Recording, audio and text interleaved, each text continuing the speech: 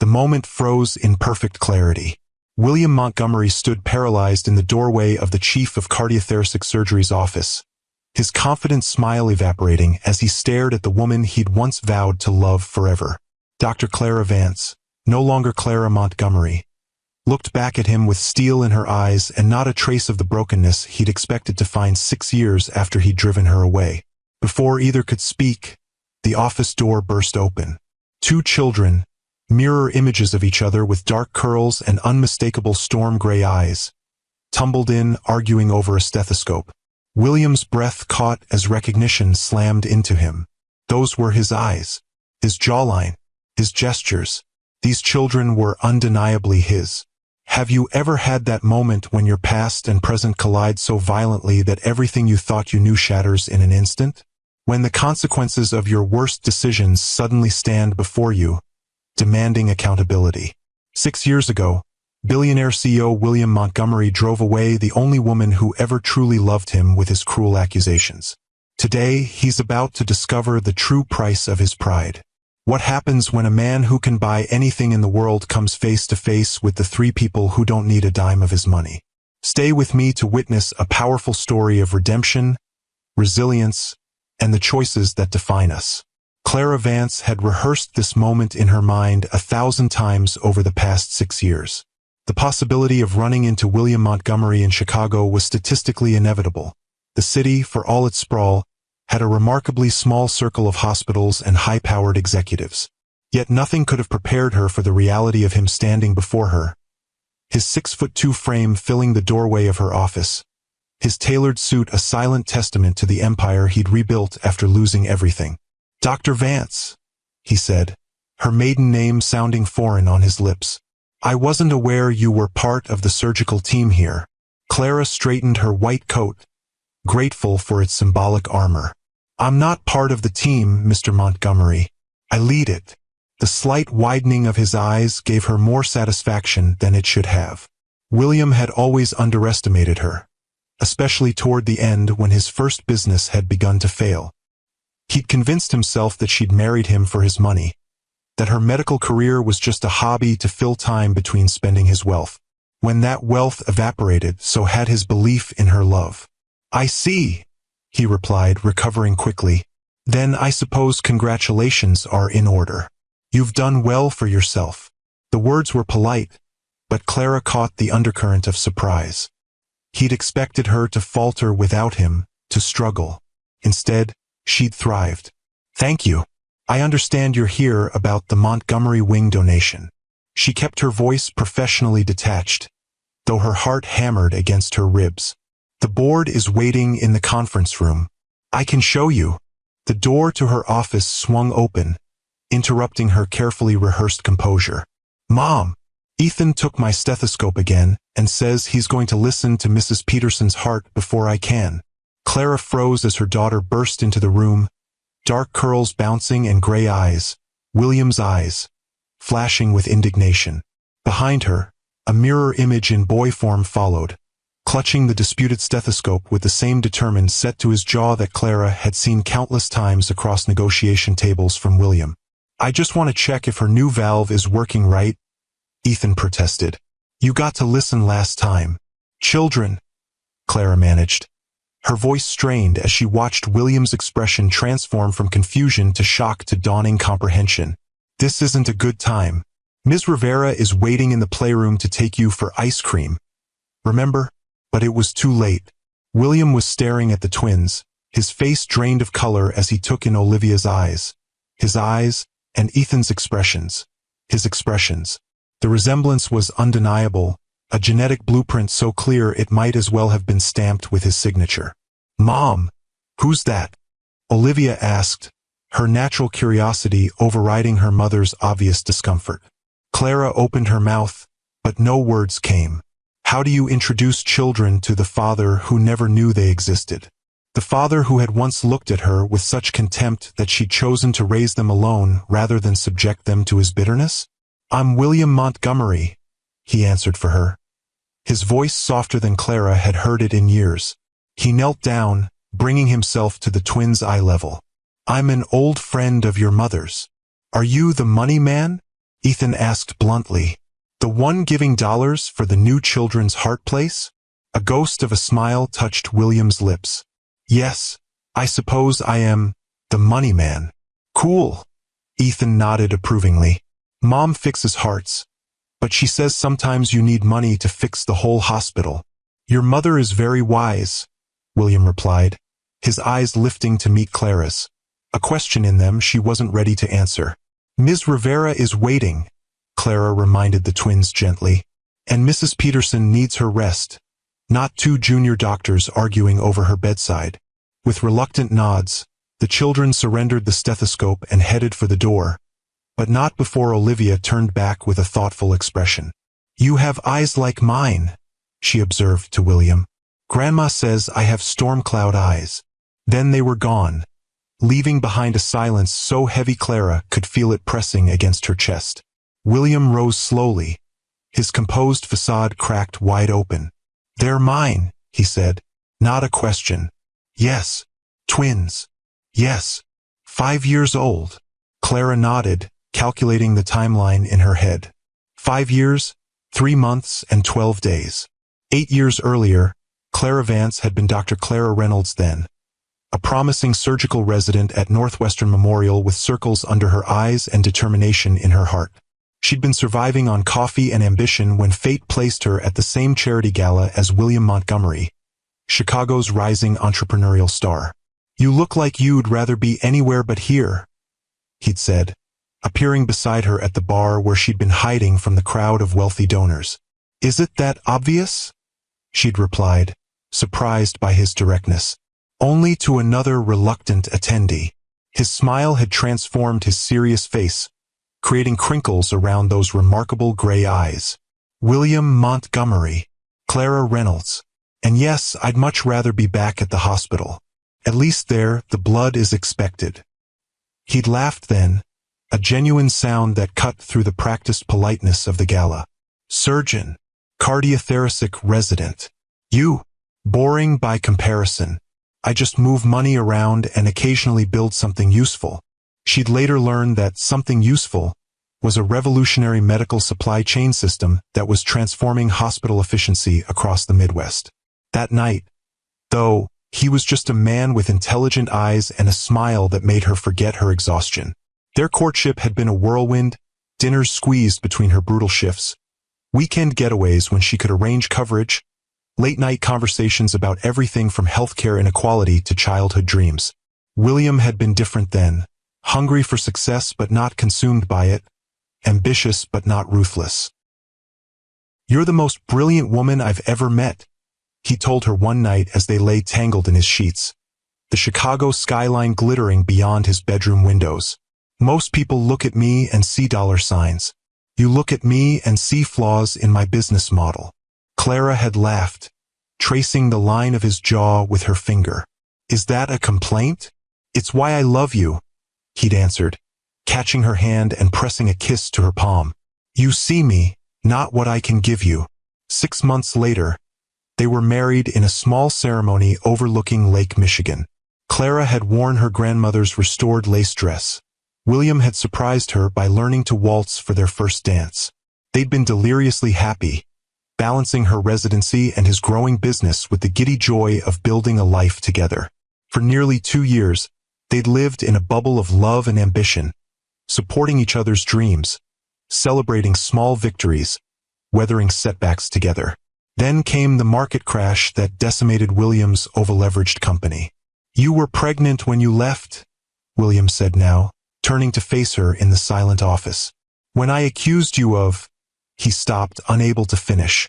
When you accused me of being a gold digger who was looking for a richer exit? Clara supplied, the old hurt rising despite her best efforts. Yes, I was pregnant. About 6 weeks along, though I didn't know it was twins yet. Why didn't you tell me? The question hung between them, loaded with 6 years of unspoken words and missed moments. Would it have mattered? Clara asked quietly. You were so convinced I only wanted your money. Money that was gone. You looked at me like I was the reason for your failure. Every day, you found new ways to tell me how worthless I was, How you were sure I was planning to leave you for someone wealthier. She shook her head, the memories still painful despite the years.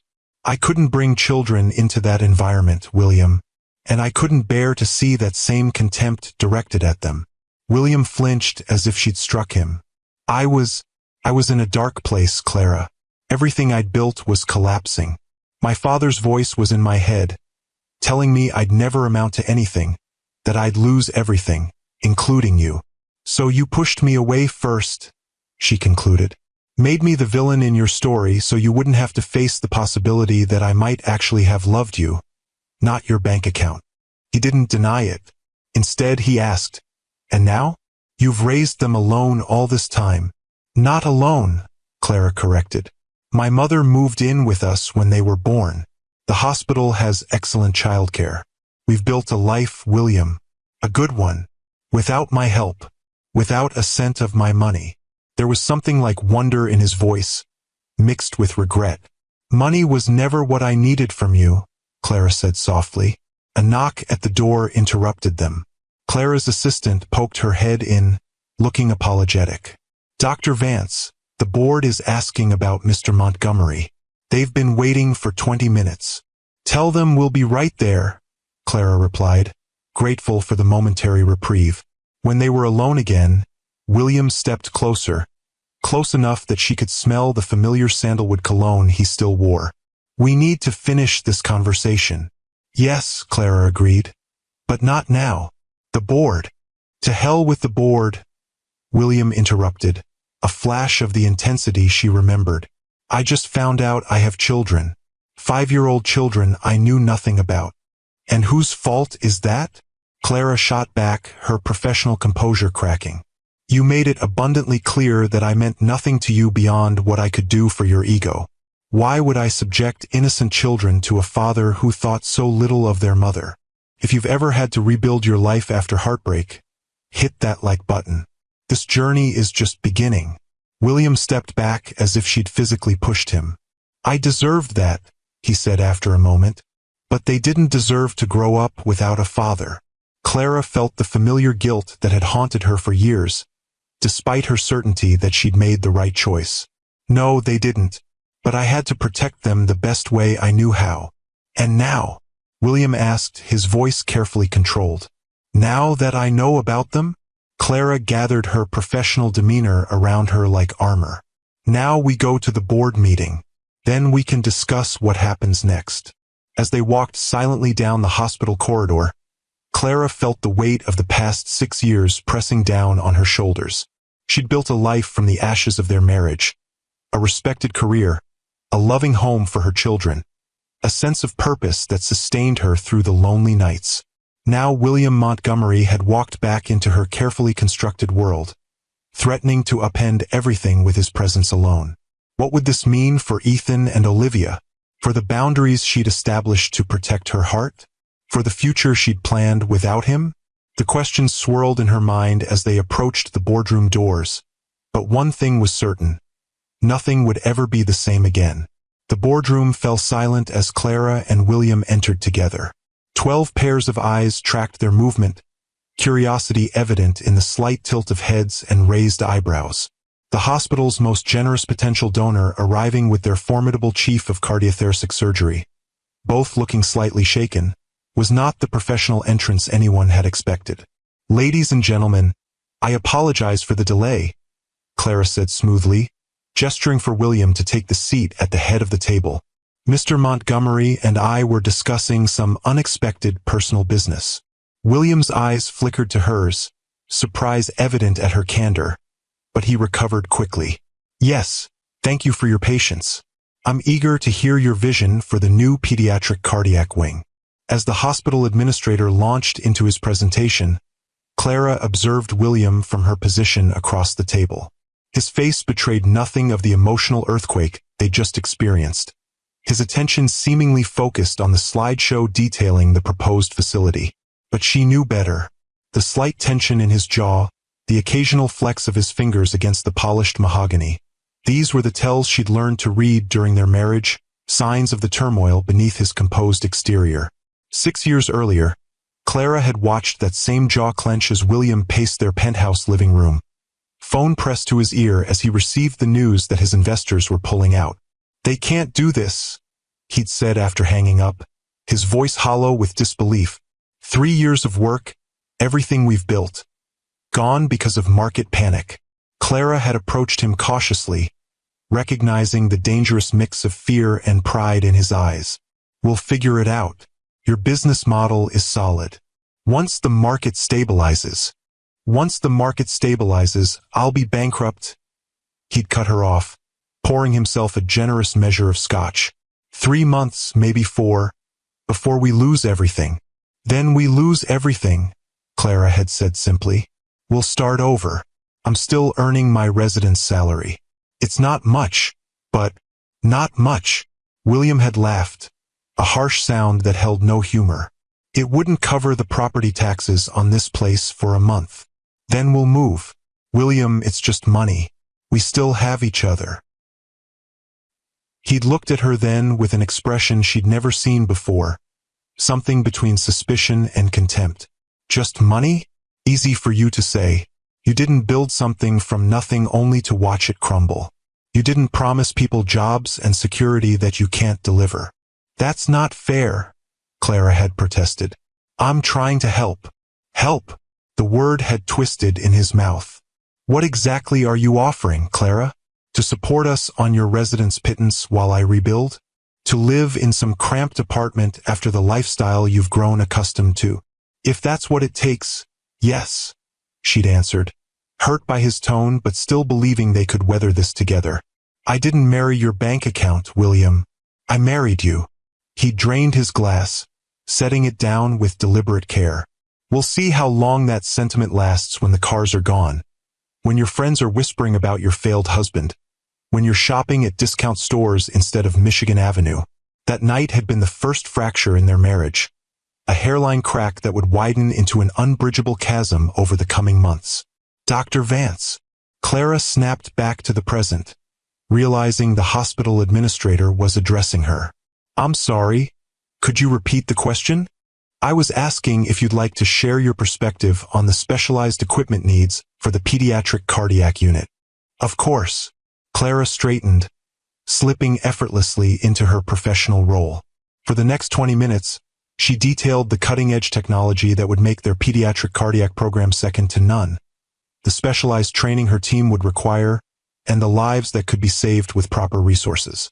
Throughout her presentation, she felt William's gaze on her, intent, evaluating, seeing her perhaps for the first time as the accomplished surgeon she'd become rather than the wife who'd left him.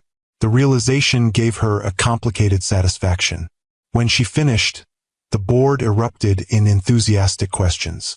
Clara fielded them with practiced ease, her passion for her work evident in every response. This was her element now, not the glittering galas where she'd once stood in William's shadow, but the medical arena where her expertise commanded respect. "Impressive, Dr. Vance," William said when the discussion concluded, his voice carrying a note of genuine admiration. "Your vision for this department is exactly why Mercy Heart Institute was my first choice for this donation." Clara met his gaze across the table. "Thank you, Mr. Montgomery. Children's cardiac care has always been my passion. Our children's futures are what matter most," he replied, the double meaning in his words clear only to her. "Which is why I'm pleased to announce that Montgomery Industries will be doubling the initially discussed donation." Gasps and murmurs rippled around the table. The hospital administrator looked like he might faint from joy. "That's extraordinarily generous," Clara said carefully, unsure of his motivation. "It's an investment in excellence," William replied smoothly, "and in second chances." As the meeting concluded with handshakes and effusive thanks, Clara felt a complex mixture of emotions. Was the increased donation a genuine philanthropic gesture, or was William using his wealth as he always had, as a tool to get what he wanted? "You can't buy your way into their lives," Clara said bluntly once they were alone in the elevator. "If that's what this is about." William's expression hardened. "Is that what you think of me? That I'd use a children's hospital donation as leverage?" "I don't know what to think anymore," Clara admitted. The William the first married wouldn't have. The William who drove me away might have. And this new version of you, the billionaire philanthropist, I don't know him at all. The elevator doors opened to the pediatric floor, where children's artwork decorated the walls and the sound of a music therapist's guitar drifted from the playroom. The twins are probably still with Ms. Rivera, Clara said, leading the way down the corridor. I should prepare them before. Clara! Her mother's voice interrupted her. Eleanor Vance, elegant at 65 with silver-streaked dark hair, stood outside the playroom with a look of concern. The children said they met a man in your office. They're full of questions about... She stopped abruptly, recognizing William. Oh, hello, Eleanor, William said quietly. It's been a long time. Eleanor's warm brown eyes turned cold. Not long enough, if you ask me. Mom, Clara warned softly. Not here. Eleanor pressed her lips together, clearly restraining herself with effort. The twins are having ice cream with Lucia. They're quite excited about meeting the money man. She gave William a pointed look. Especially since Olivia is convinced he has her eyes. William flinched slightly at the barb. I'd like to speak with you too, Eleanor. There's a lot to discuss. I imagine there is, Eleanor replied, her protective instincts evident in her rigid posture. But my priority is those children and their well-being. Something you might want to consider before whatever you're planning. Mom, Clara interjected more firmly. William and I need to talk to the twins together. Could you give us some time? Eleanor hesitated, then nodded reluctantly. I'll be in the cafeteria if you need me. She touched Clara's arm gently. Are you sure about this, sweetheart? No, Clara admitted. But it's necessary. As Eleanor walked away, William turned to Clara with newfound respect in his eyes. She's still fiercely protective of you. She's been my rock, Clara said simply. I couldn't have done any of this without her. William nodded, absorbing this information with a thoughtful expression. Clara, before we go in there, I need to know what they know about me, about their father. Clara sighed, leaning against the wall. They know their father couldn't be part of their lives when they were born. They know they have his eyes and his stubborn chin. A ghost of a smile touched her lips. They know he was smart and driven, and that he gave them their love of puzzles and building things. You didn't tell them I abandoned you? That I was cruel? They're 5, William. What would be the point of poisoning their image of half their DNA? Clara shook her head.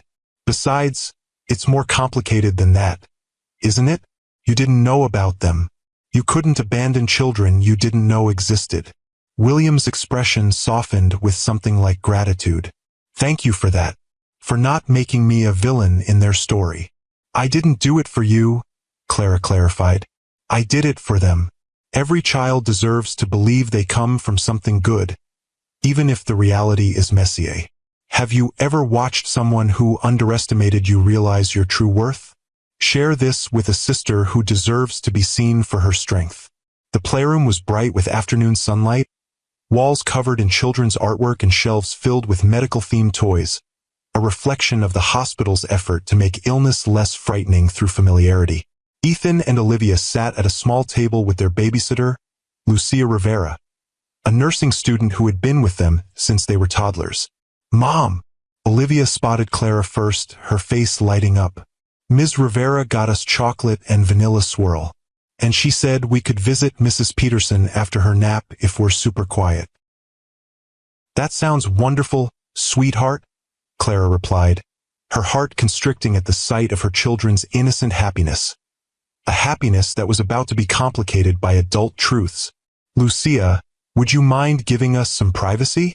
Mr. Montgomery and I need to talk to the children. Lucia nodded, her dark eyes curious but professional as she gathered her things. Of course, Dr. Vance. I'll check on Mrs. Peterson's status. As the door closed behind her, Clara took a deep breath and sat down at the small table, gesturing for William to join them. He lowered himself awkwardly onto one of the child-sized chairs, looking both out of place and strangely vulnerable in his expensive suit surrounded by stuffed animals and finger paintings. Ethan, Olivia, Clara began gently, Remember how you've sometimes asked me about your daddy? About why he couldn't be with us?" The twins nodded solemnly, their identical gray eyes, William's eyes, focused intently on her face. "Well, sometimes grown-ups make mistakes. Sometimes they lose each other because they're hurt or scared or not ready for certain responsibilities." Clara glanced at William, who sat perfectly still, his expression a careful mask. "Your father and I loved each other very much once, but we lost that love before I knew you were growing in my tummy." "Were you sad?" Ethan asked with the direct simplicity of childhood. "Yes, very sad," Clara admitted. "But then I had you too, and you filled my heart with so much joy that the sadness got smaller." "Did our daddy know about us?"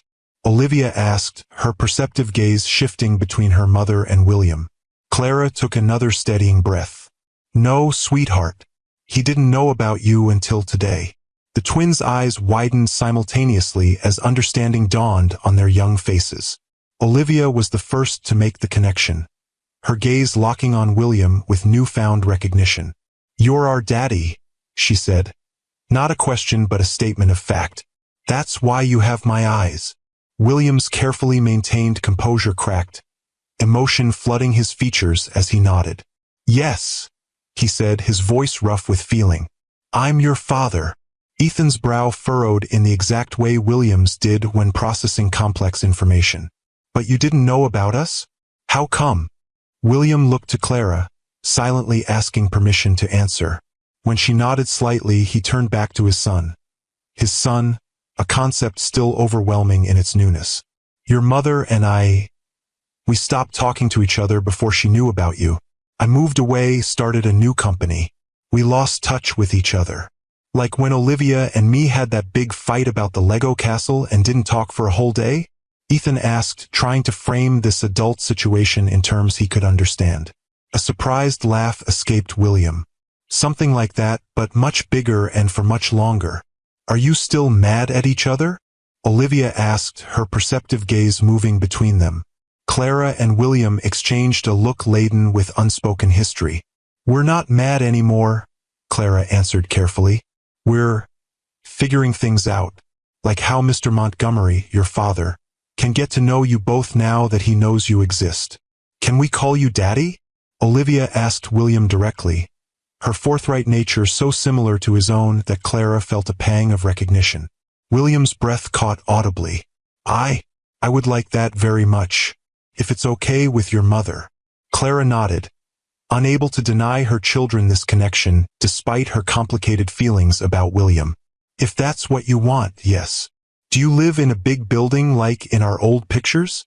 Ethan asked, excitement building as he processed this new development. "Mom showed us pictures of the tall building we used to live in before we were born." "I do," William confirmed. "On the top floor, where you can see the whole city." "Can we visit?" Olivia asked eagerly. "I want to see if it's as high as an airplane." William looked to Clara again, clearly unwilling to overstep. "That would be up to your mother."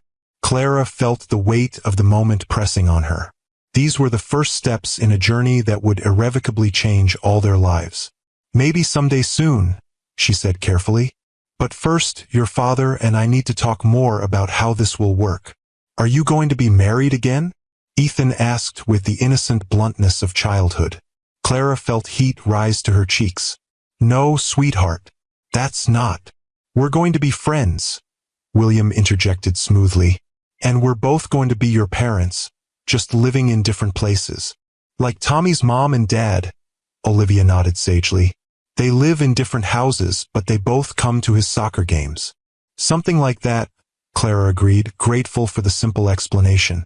As the twins peppered William with questions about his life, his work, whether he liked dinosaurs, Ethan's current obsession, or could braid hair, Olivia's constant request, Clara watched the man who had once been her husband transform before her eyes. The hard-edged CEO softened, his responses thoughtful and engaged, his attention fully present in a way it had rarely been during their marriage. This was a different William than the one she'd left. A man humbled by loss, perhaps, or simply matured by time. The realization was unsettling. It was easier to keep her emotional walls intact when she could remember only his cruelty at the end, not this glimpse of the man she'd once loved enough to marry. As the afternoon light began to fade through the playroom windows, Clara checked her watch with reluctance. It's getting late. I need to finish some paperwork before we head home. Can Daddy come see our house? Olivia asked, now comfortably using the title that had William's eyes misting every time he heard it. Clara hesitated. The thought of William in the modest three-bedroom home she'd worked so hard to afford creating a strange dissonance. Their penthouse had been sleek and modern, all glass and steel with views that stretched to the horizon. Her current home was warm and lived in, with mismatched furniture chosen for comfort rather than style, and walls covered in children's artwork and family photos. Not tonight, she answered carefully. But maybe another time. William stood, unfolding his tall frame from the child-sized chair with a wince. Your mother's right. We all need some time to adjust to this big change. He knelt down to the twins' level, his expression serious. But I want you both to know something important. I may have missed the first 5 years of your lives, but I promise I won't miss any more if I can help it. Ethan studied him with solemn eyes. Pinky promise? That's the most serious kind. William's lips twitched with suppressed emotion as he extended his little finger. Pinky promise. After the twins had each secured this sacred vow with their own small fingers, Clara ushered them toward the door. Go find Grandma in the cafeteria while I talk to your father for a minute. When they were alone, the playful atmosphere evaporated, replaced by the weight of all that remained unresolved between them. They're extraordinary, William said quietly. You've done an amazing job with them, Clara. Thank you, she replied, straightening the toys the twins had abandoned. They make it easy to be a good mother. I meant what I said to them. I want to be part of their lives. Really part of their lives, not just weekend visits and holiday appearances. Clara set down the stuffed giraffe she'd been holding, turning to face him directly. And I want that for them. But William, we need to be clear about boundaries. This isn't about us or our past.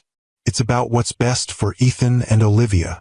Agreed, he said, surprising her with his immediate acquiescence. Which is why I'd like to suggest we consult a family therapist to help us navigate this situation. Someone who can guide all of us through this transition. Clara blinked, caught off guard by the thoughtful suggestion. The William she'd known would have bulldozed ahead with his own plan, confident in his ability to manage any situation through sheer force of will. That's actually a very good idea, she admitted. I've learned a few things in 6 years, he said with a self-deprecating smile. Mostly about how much I don't know. The admission, so at odds with the arrogant certainty that had characterized the end of their marriage, momentarily disarmed her. We could start with dinner, she suggested.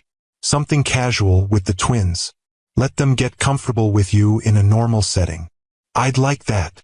William hesitated, then added, and maybe afterward, when they're asleep, we could talk. Really talk, Clara. About everything that happened. Everything I did.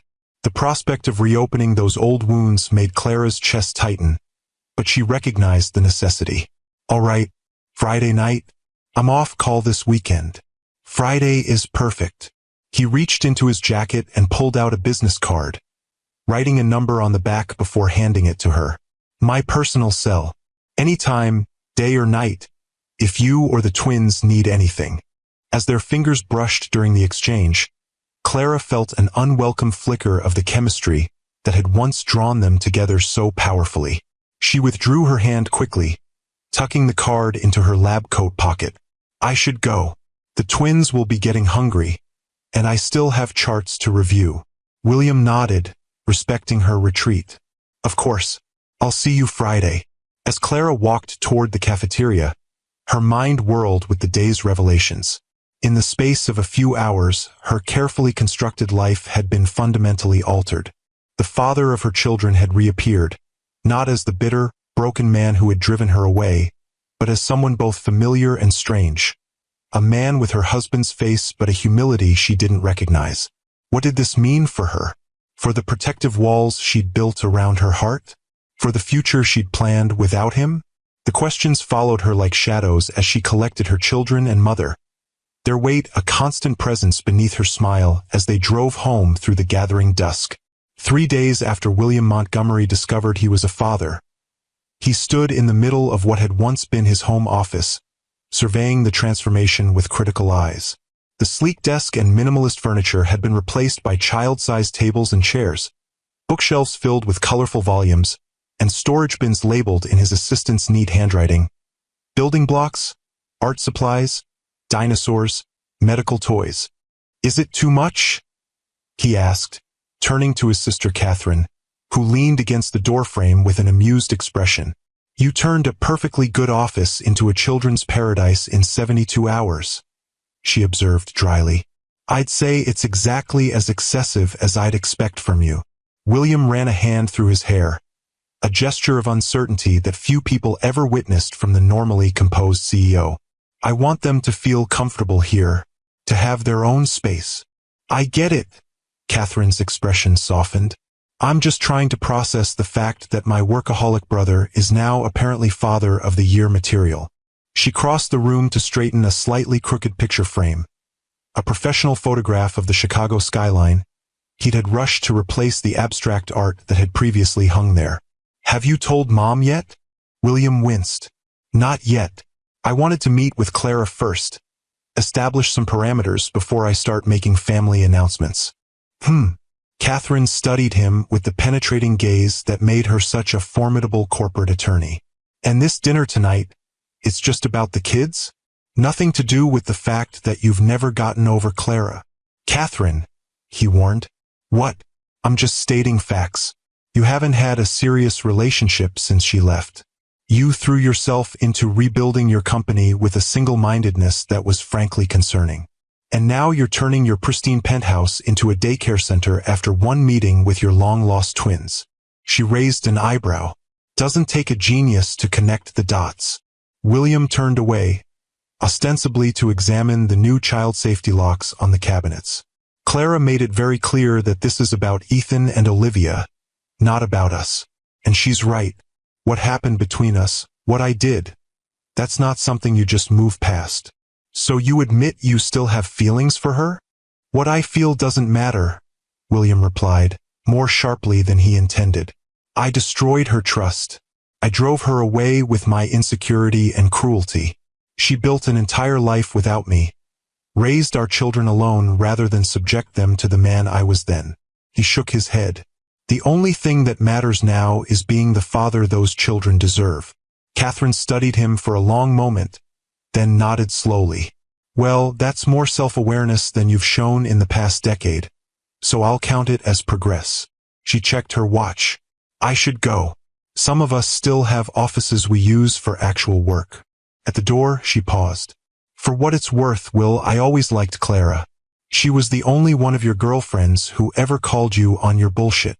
A smile touched her lips. "And based on what you've told me about those twins, they got the best of both of you. That's something to build on." After Catherine left, William stood alone in the child-friendly space he'd created, wondering if he'd gone overboard, if Clara would see it as an attempt to buy his way into their children's affections. The thought made him frown. Once, perhaps, that would have been his approach, throwing money at a problem until it was solved, using his wealth as both weapon and shield. But the man who had lost everything and rebuilt it from scratch had learned some hard lessons along the way. Chief among them, the things that mattered most couldn't be purchased at any price. 6 years earlier, William had stood in their penthouse living room, watching Clara pack her suitcase with methodical precision. The final argument had been brutal, his accusations growing more vicious as his business collapsed around him. Her quiet dignity in the face of his verbal assault only fueling his irrational anger. "So that's it?" he demanded, gesturing to the single suitcase. 2 years of marriage, and you're walking away with one bag?" Clara had continued folding her clothes, her movements controlled despite the tears streaming down her face. "I'm taking what's mine, what I brought into this marriage. And nothing I gave you?" The question had been loaded with bitter implication. She'd finally looked up then, her eyes red-rimmed but steady. "The things you gave me were gifts, William, not transactions. not investments with expected returns. If you want them back, take them. They're just things. Easy to be philosophical about material possessions when you're leaving for greener pastures. He'd sneered, the scotch in his system fueling his darkest insecurities. Who is he? One of those attending surgeons with their established practices and trust funds? Or maybe a patient's grateful family member? Someone who can maintain the lifestyle you've grown accustomed to. The accusation had stopped her cold. Is that really what you think of me? That I'd cheat on you? That I'd leave you because we're facing financial difficulties? Why else would you be going now, when everything is falling apart? Perfect timing, Clara. Wait until I'm at my lowest, then abandon ship. I'm leaving because I don't recognize the man I married anymore, she'd replied, her voice breaking. Because for the past 3 months, you've treated me like an enemy instead of a partner. Because you've made it abundantly clear that you don't trust me, don't respect me, and don't believe in the vows we made. Pretty words, he'd dismissed. But actions speak louder. And your action is walking out that door when things get tough. Clara had closed her suitcase with a decisive click. No, William. I'm walking out that door because things are already broken beyond repair. Because you've chosen to believe the worst of me rather than accept that I might actually love you for yourself, not your bank account. She'd lifted her chin, dignity in every line of her body despite her tears. I deserve better than that. I deserve to be trusted. Trust is earned, he'd shot back. No, she'd said quietly. In a marriage, trust is given. It's the foundation everything else is built on. And you've made it clear you never really trusted me at all. As she'd walked to the door, he'd called after her, pride and fear making his voice harsh. Don't expect to come crawling back when you realize what you're giving up. When this is over, when I rebuild, and I will rebuild, don't think you'll get a second chance at the Montgomery fortune. Clara had paused, her hand on the doorknob, a look of profound sadness crossing her features. That's the difference between us, William. You think I'm leaving because of what I might lose materially. The truth is, I'm leaving because of what I've already lost that money could never buy. Your respect, your trust, your love. The door had closed behind her with a quiet finality that haunted his dreams for years afterward. If you believe true wealth comes from character, not currency, subscribe to Timeless Love Tales for more stories that remind us what really matters. The doorbell's chime pulled William from his memories. He glanced at his watch, 6:30 p.m., exactly when Clara had said they would arrive. Her punctuality was one of the many things that hadn't changed. He took a deep breath, straightening his casual sweater, deliberately chosen instead of his usual formal attire, and walked to the door. The moment of truth had arrived. Clara stood in the hallway, looking both familiar and strange in dark jeans and a soft blue sweater instead of her white coat. Beside her, the twins bounced with barely contained excitement, each clutching a small backpack. We brought our favorite toys to show you, Ethan announced before William could even say hello. And Mom said we could stay until after dinner if we're good. Well then, you'd better come in, William replied, stepping aside to let them enter. I've been looking forward to this all day. As the twins rushed past him, exclaiming over the floor-to-ceiling windows and panoramic view of Chicago at dusk, Clara lingered in the doorway, her expression guarded. You've redecorated, she observed, noting the warmer colors and more comfortable furniture that had replaced the stark minimalism of their shared days. A few changes, William acknowledged. The place needed some warmth. Their eyes met in a moment of shared understanding. The penthouse had always been more his style than hers, a showcase of success rather than a true home. The subtle changes reflected something shifted in his priorities, a recognition of what had been missing. Daddy, Olivia's voice called from down the hallway. Is this room for us? It has our names on the door. Clara's eyebrows rose in question. William shrugged, a touch defensively. I wanted them to have their own space here. Is that okay?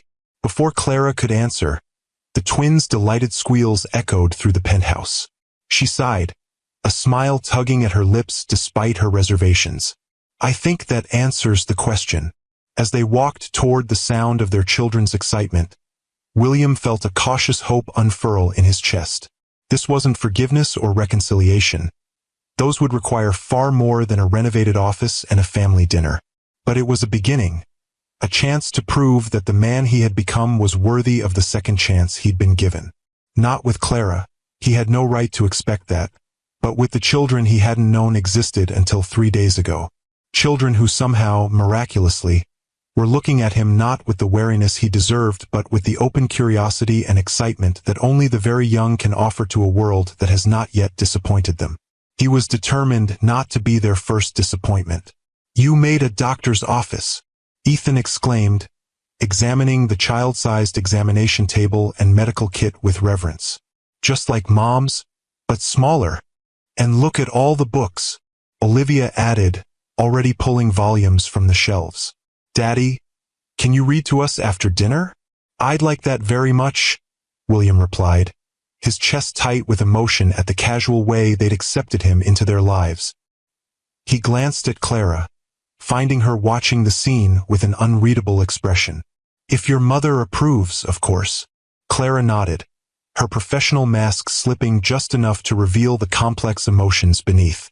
"Reading before bed is our tradition. It would be good for you to be part of it."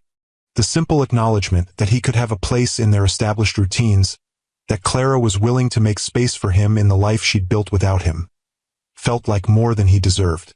"Thank you," he said quietly, the words carrying weight beyond their simple dinner arrangements.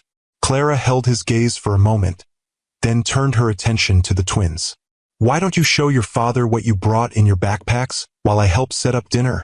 As the children eagerly unzipped their bags, William found himself drawn into their world of treasured possessions and earnest explanations. Ethan's prized dinosaur collection, T-Rex, is the most famous, but Ankylosaurus is actually cooler because of his armor. Olivia's medical journal, where she drew pictures of hearts and wrote observations about her mother's patients. Mrs. Peterson got a new valve, see? I drew it right here. Watching them, William was struck by how much he had missed. First steps, first words, first days of school. Milestones that could never be recaptured. The realization brought a sharp ache of regret, but also a fierce determination. He couldn't change the past, but the future, their future, was still unwritten, and he intended to be part of every chapter from this moment forward. Dinner was a surprisingly relaxed affair, served at the kitchen island rather than the formal dining table that had rarely seen use even when Clara lived there. William had ordered from their old favorite Italian restaurant, a detail that earned him a raised eyebrow from Clara but delighted exclamations from the twins when they discovered their mother's favorite pasta dish was on the menu. "You remembered," Clara said quietly as the children debated the merits of different pasta shapes with the seriousness only 5-year-olds could bring to such a discussion. "I remember everything about you," William replied, then immediately regretted the intimacy of the admission when he saw her expression close. "Sorry. That was—" "It's fine," she interrupted, focusing on cutting Olivia's chicken into manageable pieces. "It was a long time ago." The awkward moment passed as Ethan launched into an elaborate story about a frog they'd found in the hospital garden, complete with sound effects that had William struggling to maintain his composure. Clara watched them interact, noting how naturally William responded to the children, how attentively he listened to their rambling tales, how his eyes crinkled with genuine amusement at their antics. It was disconcerting to see this side of him, the patient, engaged father, when her memories of their final months together were dominated by his cutting remarks and cold dismissals. The contrast made her wonder which version was the real William Montgomery. The bitter man who had driven her away, or this warm presence who looked at their children with undisguised wonder. Perhaps they were both real, she reflected. People were rarely all good or all bad, especially people shaped by the kind of childhood William had endured. Abandoned by his father, raised by a mother who worked 3 jobs, fighting his way into elite circles through sheer determination and intelligence. His drive and ambition had been what attracted her initially, his refusal to accept limitations or defeat. But those same qualities had turned toxic when failure loomed, his fear of losing everything transforming into a desperate need to assign blame. "Mom, can we show Daddy our special dessert trick?" Olivia's question pulled Clara from her thoughts. "If your father doesn't mind a little mess," Clara replied, glancing at the immaculate kitchen with its pristine countertops. William smiled, another glimpse of the man she'd once loved. "I think this kitchen could use a little mess.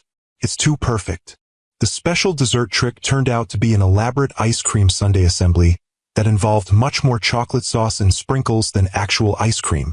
William watched in fascination as the twins worked in perfect synchronization, one holding the bowl while the other poured. Their movements a choreographed dance that spoke of countless shared experiences. "They've always been like this," Clara explained, noticing his expression. "Even as babies, they seemed to communicate without words.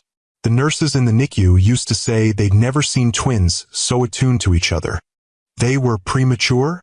William asked, a new worry creasing his brow.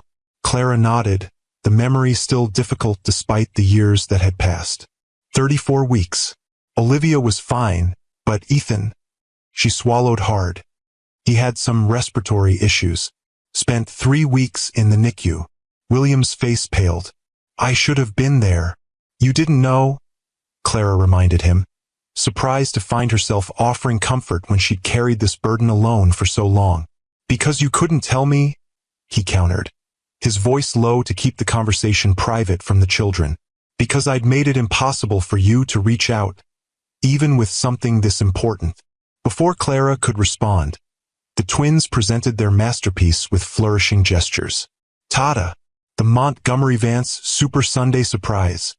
William's expression shifted seamlessly from regret to delight, a transition so smooth Clara wondered how often he'd performed it in boardrooms and business meetings over the years.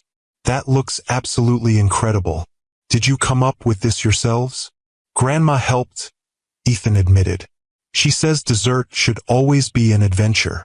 "Your grandmother is a very wise woman," William agreed, accepting a spoon from Olivia with appropriate solemnity.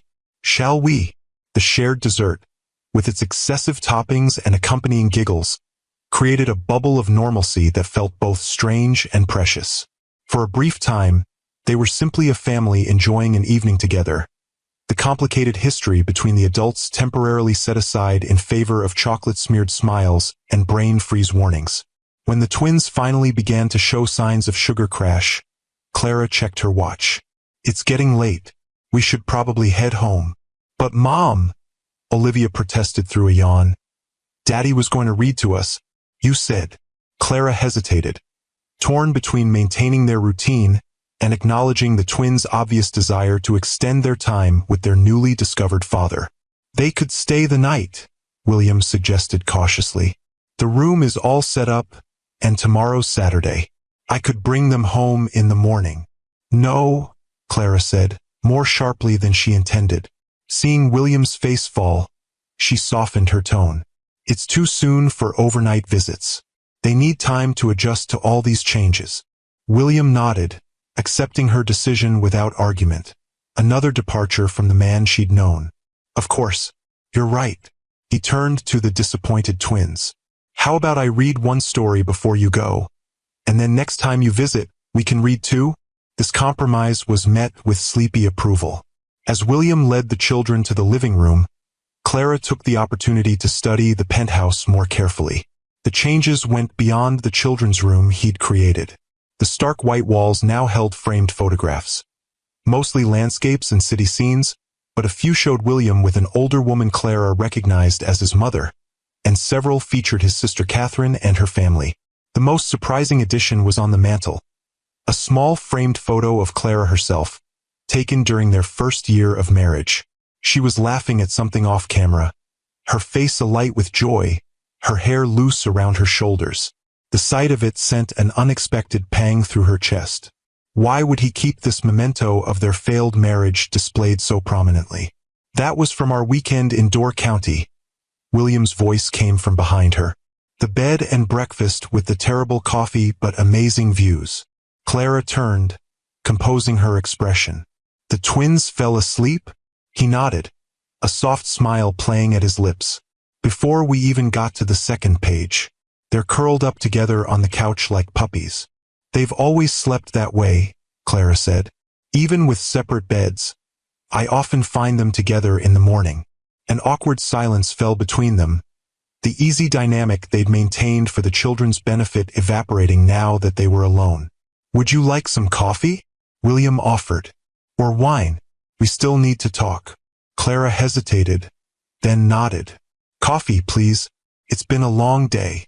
As William moved to the kitchen, Clara settled on one of the new, comfortable armchairs that had replaced the sleek but uninviting furniture from their marriage. Another change that reflected a shift in priorities. Function over form, comfort over appearance. "You've done well with them," William said as he returned with 2 mugs, handing one to Clara. "They're incredible children. Smart, kind, curious." "They are," Clara agreed, warming her hands around the mug. "They make it easy to be a good parent." "I doubt that," William countered gently. Nothing about raising twins as a single mother while building a surgical career could have been easy. Clara shrugged, uncomfortable with his praise. "We managed. My mother was a godsend, and the hospital has excellent childcare." "Still," William persisted, "what you've accomplished is remarkable. Chief of cardiothoracic surgery at 38, raising 2 well-adjusted children, maintaining your sanity. It's impressive, Clara." "Is that why you kept my photo?" she asked abruptly, nodding toward the frame on the mantel. "Some kind of reminder of what you lost?" William's expression sobered. "I kept it because it was the happiest time of my life, even if I didn't appreciate it then." He set his mug down, leaning forward with his elbows on his knees. "I owe you an apology, Clara. Many apologies, actually, but we have to start somewhere." "William, please," he interrupted. "Let me say this. I've rehearsed it for 6 years, even though I never thought I'd get the chance to actually tell you." Clara fell silent, steeling herself for whatever was coming. "I was cruel to you," William began, his voice steady but filled with regret. "When my business was failing, I lashed out at the person who least deserved it. I accused you of things I knew weren't true because I was terrified of losing you and decided to push you away first." He met her gaze directly. "There's no excuse for how I treated you. My fear, my pride, my father's voice in my head telling me I was worthless without money. None of that justifies what I said and did." Clara swallowed hard, unprepared for the raw honesty in his words. "Why are you telling me this now?" "Because you deserve to hear it," he replied simply. "Because our children deserve parents who can at least be civil to each other. And because I've carried this regret for 6 years, watching your career rise from afar, knowing I'd thrown away the best thing in my life because I couldn't face my own failures." "You watched my career?" Clara asked, surprised. William nodded. "I've kept track of your publications, your promotions. Not in a stalking way," he added hastily.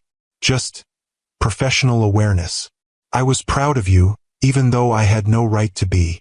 The admission hung between them, complicated and weighted with history. "I didn't leave because your business failed," Clara said finally. "I need you to understand that. I left because you became someone I didn't recognize. Someone who thought the worst of me, who seemed to take pleasure in hurting me." "I know," William acknowledged. "And that's the heaviest part of my regret. Not losing the money or the status, but becoming the kind of man who would drive away someone who only ever supported him." Clara studied him, searching for signs of the manipulation that had characterized their final months together. Instead, she found only sincerity in his eyes, a humility that the William she'd known would have considered weakness. "What do you want from me, William?" she asked directly. "Forgiveness? Absolution. I want a chance to be a father to our children," he answered without hesitation. "Beyond that," he shrugged, a gesture of surrender. "I have no expectations. You've built a life without me, a good life. I'm just grateful for the opportunity to know Ethan and Olivia." The simplicity of his answer, devoid of the demands or conditions she'd half expected, caught Clara off guard. "And if I said I wanted full custody, with only supervised visitation for you, I'd fight you," William replied honestly. "Not because I don't respect your judgment, but because those children deserve to know their father, to have me in their lives in a meaningful way." His expression softened. "But I don't think you'll do that." You've already shown more generosity than I deserve by not poisoning them against me, by allowing this dinner, by considering a path forward together as co-parents." Clara was silent for a long moment, processing his words. The man before her was both familiar and strange. William's face, William's voice, but with a self-awareness and humility that seemed entirely new. "We should wake the twins," she said finally, setting down her untouched coffee. "It's getting late, and they have swimming lessons in the morning." William nodded, accepting the change of subject. "Of course, I'll get their things." As he moved to collect the children's backpacks, Clara added, "Swimming is at 10, at the community center on Lakeshore Drive, if you wanted to come."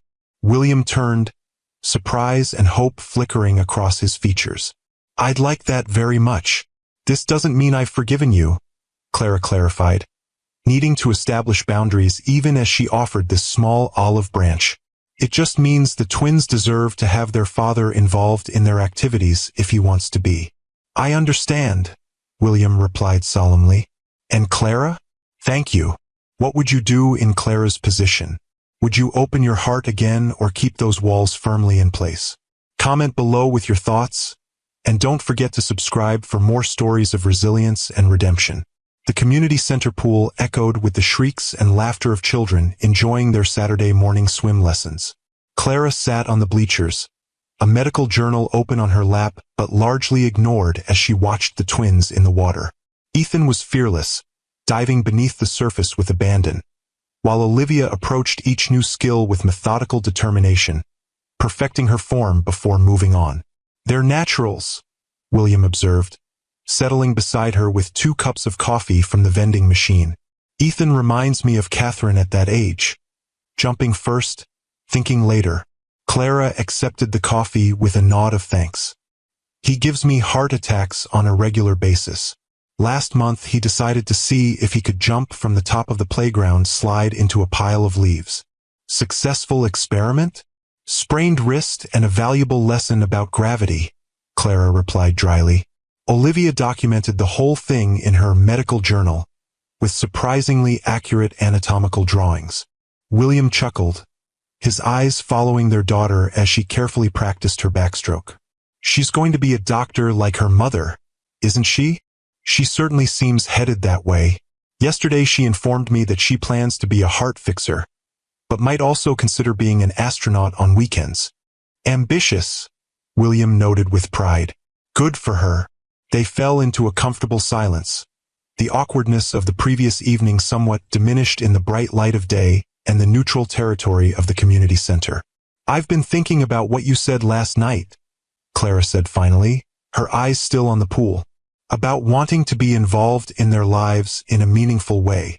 William turned to her, his expression attentive but careful, as if afraid of saying the wrong thing.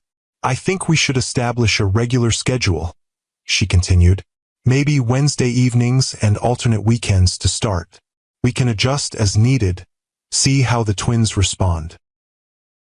"I'd like that," William agreed, his voice carefully neutral despite the obvious pleasure in his eyes. "I've also been researching family therapists, as I mentioned. I found one who specializes in blended families and unusual custody situations." Clara nodded, appreciating his proactive approach. "Send me the information. I'll review their credentials." "Of course." Another silence fell, more contemplative than uncomfortable. "Can I ask you something?" William ventured after a moment. "About when you left." Clara tensed slightly but nodded. "Where did you go?" "I tried to find you after the first few weeks, when my anger cooled enough to realize what I'd done." He stared into his coffee cup, avoiding her gaze. "You disappeared completely. Changed your phone number. Left the hospital residency program. No forwarding address." "I went to Atlanta," Clara replied after a moment's hesitation. "My mother had connections at Emory. They had an opening in their surgical program and I needed distance from me." William acknowledged, no accusation in his tone. "From everything," Clara corrected. "From the life we'd built, from the memories, from Chicago itself." She paused, weighing how much to reveal.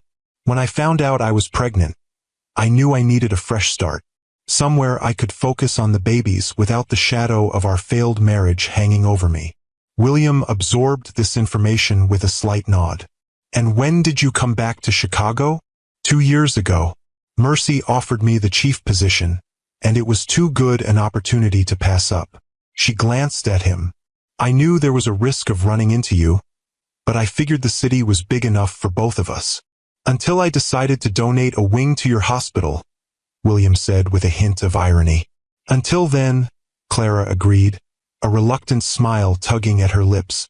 Mom, Dad, watch this. Ethan's voice called from the pool, where he was preparing to demonstrate a new dive under the instructor's watchful eye. They both turned automatically, their conversation suspended as they focused on their son's aquatic achievement.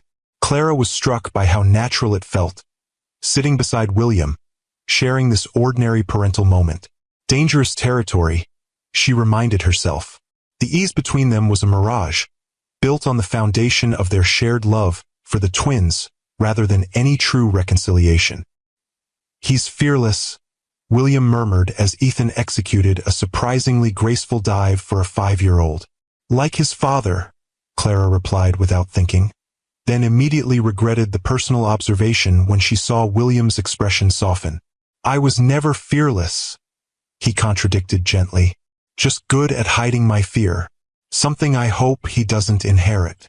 Before Clara could respond, Olivia emerged from the pool, water streaming from her dark curls as she ran toward them, ignoring the lifeguard's calls to walk. Daddy, did you see my backstroke?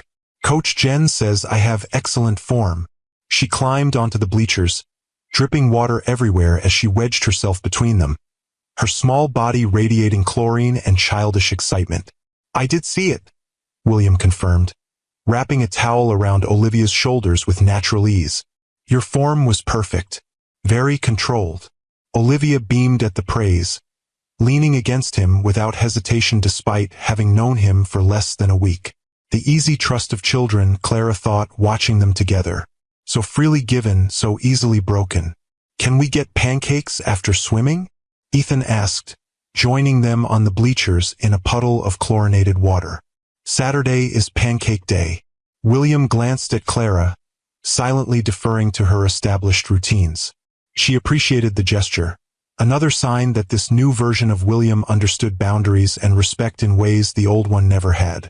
Pancakes sound perfect, she agreed. The usual place?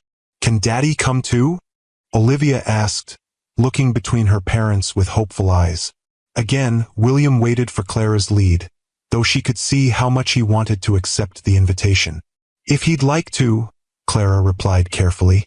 I'd love to, William said, his smile genuine but restrained, as if he was consciously trying not to appear too eager.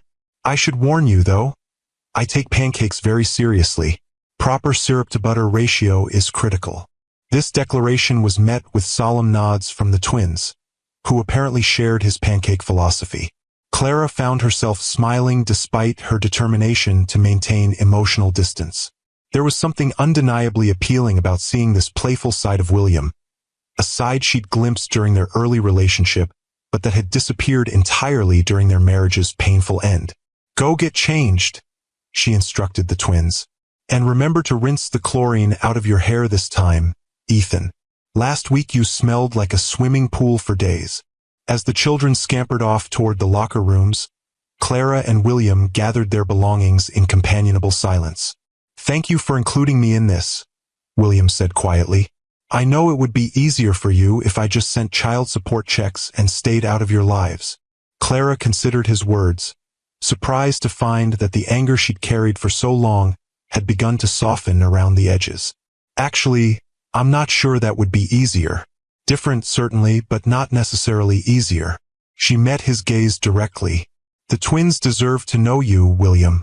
And from what I've seen this week, you deserve to know them too. Something flickered in his eyes. Gratitude, perhaps, or a deeper emotion she wasn't ready to name. That means more than you know. Before the moment could become too weighted, Clara changed the subject. Have you told your mother yet? About the twins? William grimaced slightly. Not yet. I wanted to make sure you were comfortable with it first. She'll want to meet them immediately, of course. Of course, Clara echoed, remembering her former mother-in-law's warm but sometimes overwhelming personality. Marion Montgomery had been one of the few bright spots in the final months of their marriage, steadfastly refusing to take sides even as her son spiraled into bitterness. She should meet them. They should know their grandmother. She always liked you, William offered, even after everything. She told me I was a fool to let you go. Smart woman, Clara replied with a hint of her old spark. William laughed, the sound startlingly familiar after so many years. She'll be insufferable when she finds out she was right. Again, the easy banter felt dangerous, too reminiscent of better days. Clara pulled back slightly, rebuilding the emotional walls that had protected her for so long. We should check on the twins. Ethan probably needs help with his shoelaces. If William noticed her retreat, he didn't comment on it, simply nodding and following her toward the locker rooms. This, too, was new, his willingness to respect her boundaries, to accept the limitations she placed on their interactions without pushing for more than she was willing to give. It made maintaining those boundaries both easier and, paradoxically, more difficult. The William she'd left would have demanded forgiveness, would have used his charm and intensity to wear down her defenses. This William, with his patient acceptance and quiet remorse, was harder to keep at arm's length. The Pancake Restaurant was a cozy neighborhood establishment with worn vinyl booths and waitresses who knew the twins by name. Clara watched as William took in the homey atmosphere, so different from the upscale establishments they'd frequented during their marriage. Dr. V, the elderly waitress, approached their table with a pot of coffee and a warm smile. And the dynamic duo, "Who's your friend?" "This is our daddy," Olivia announced before either parent could respond. "He was lost, but now he's found." The waitress's eyebrows shot up as she looked between Clara and William with undisguised curiosity. "Well, isn't that something? Welcome to Maggie's, Mr. Montgomery," William supplied, extending his hand with the easy charm that had once opened doors throughout Chicago's business world. "William Montgomery. And you must be the famous Maggie I've been hearing about for the last 10 minutes. "The very same," Maggie confirmed, clearly charmed despite the awkward introduction. "These two are my favorite Saturday customers. Chocolate chip for the little lady and blueberry for the young man. Right?" The twins nodded enthusiastically. "And for the grown-ups?" Maggie asked, her gaze lingering on William with frank assessment. "I'll have my usual," Clara said.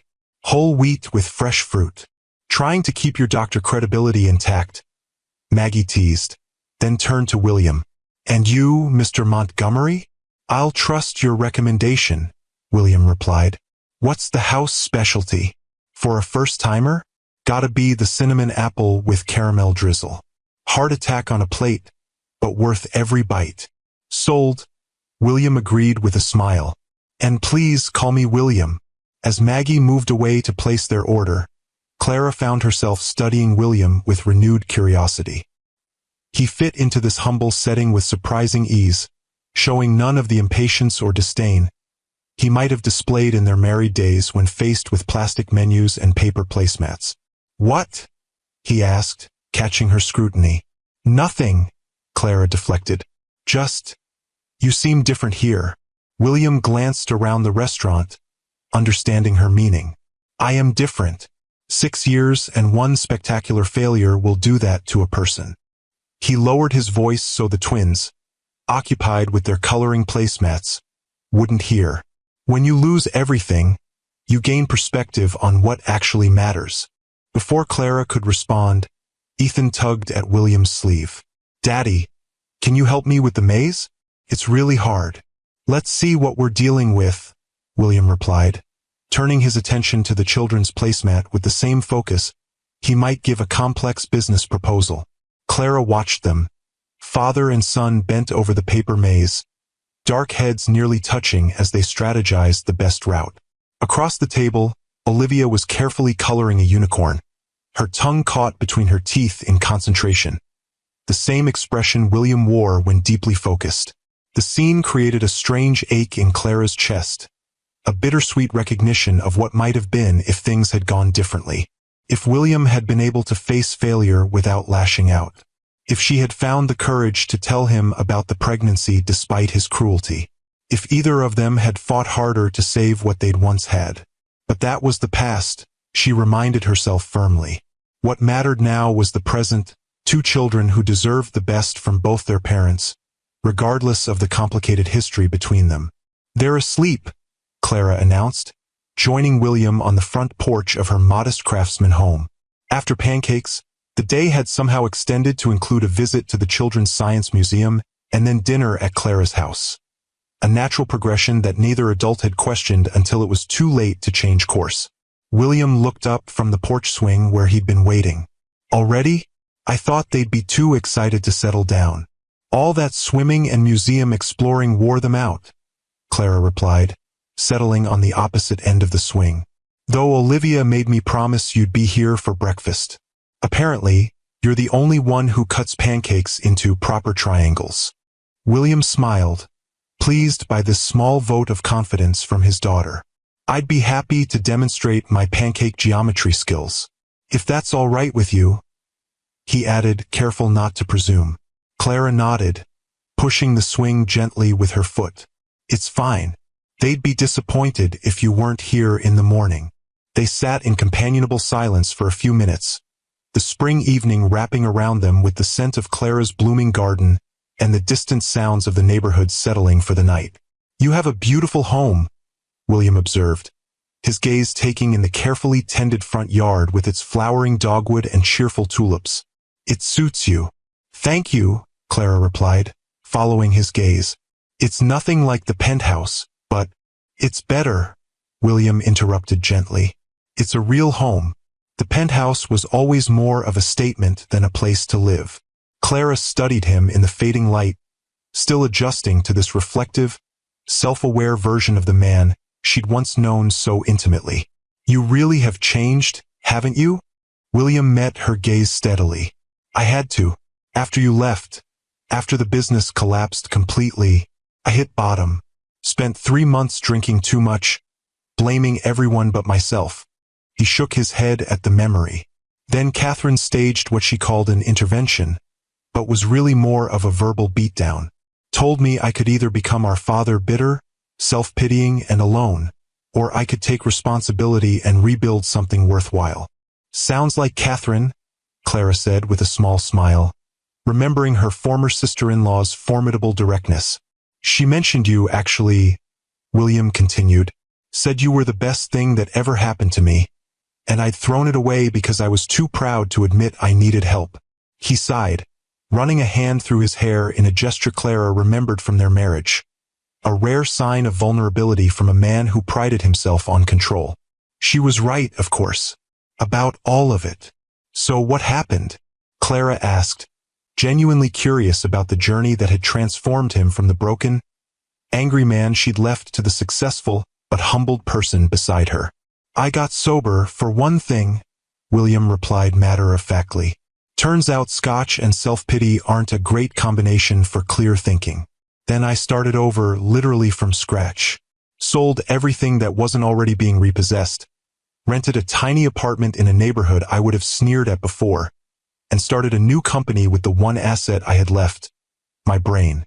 Montgomery Industries," Clara supplied, familiar with the company's meteoric rise over the past 5 years. "Medical supply chain management and healthcare technology." William nodded. "Built on the lessons I learned from my first failure. More sustainable growth, better risk management, and a focus on creating actual value rather than just accumulating wealth." He glanced at her. "And a much better work-life balance, though I didn't fully appreciate why that mattered until this week." The implication hung between them, that discovering his children had shifted his priorities yet again, revealing the emptiness at the center of his rebuilt success. "What about you?"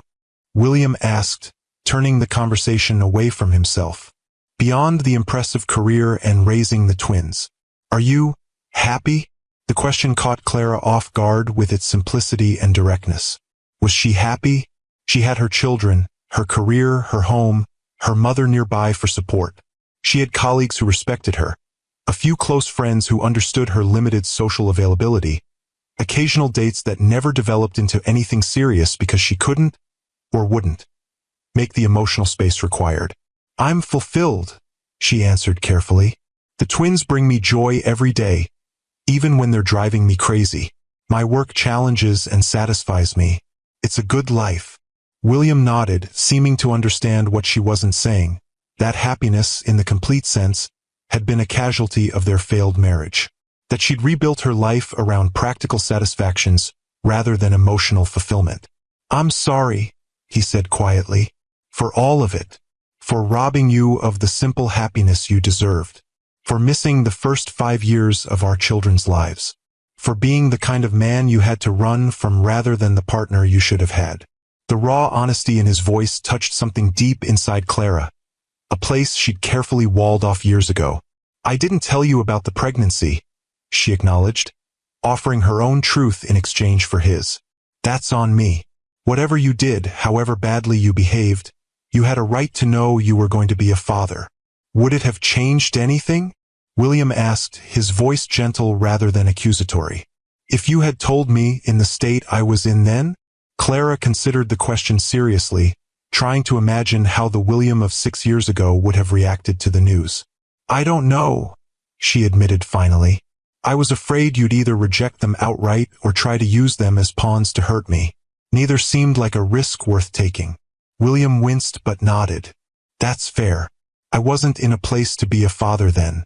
I could barely function as a human being, let alone a parent." He paused, choosing his next words carefully. "But I would like to think that knowing about them might have pulled me out of that downward spiral sooner. Given me something to fight for beyond my own pride." The thought created a complicated tangle of emotions in Clara's chest. Regret for what might have been, relief that she'd protected her children during their vulnerable early years, guilt for denying them a father who, despite his flaws, clearly had the capacity to love them deeply. "We can't change the past," she said finally. "All we can do is try to make the best choices going forward." "Agreed," William replied, his expression thoughtful. "Which brings me to something I've been wanting to discuss with you, about the twins' future." Clara tensed slightly, her protective instincts flaring. "What about it?" "I'd like to set up a trust for their education and future needs," William said carefully. "Something substantial but not excessive. Enough to ensure they have opportunities without removing the need for them to develop their own ambition and work ethic." Clara's first instinct was to refuse, to maintain the complete independence she'd established, to prove she didn't need his money now any more than she had when she'd walked away 6 years ago. But that would be pride talking, not reason, and certainly not what was best for Ethan and Olivia. "That would be appropriate," she conceded. "But I'd want oversight, equal control over how and when those funds are used." "Of course," William agreed immediately. "Joint trustees with clear guidelines about qualified expenses.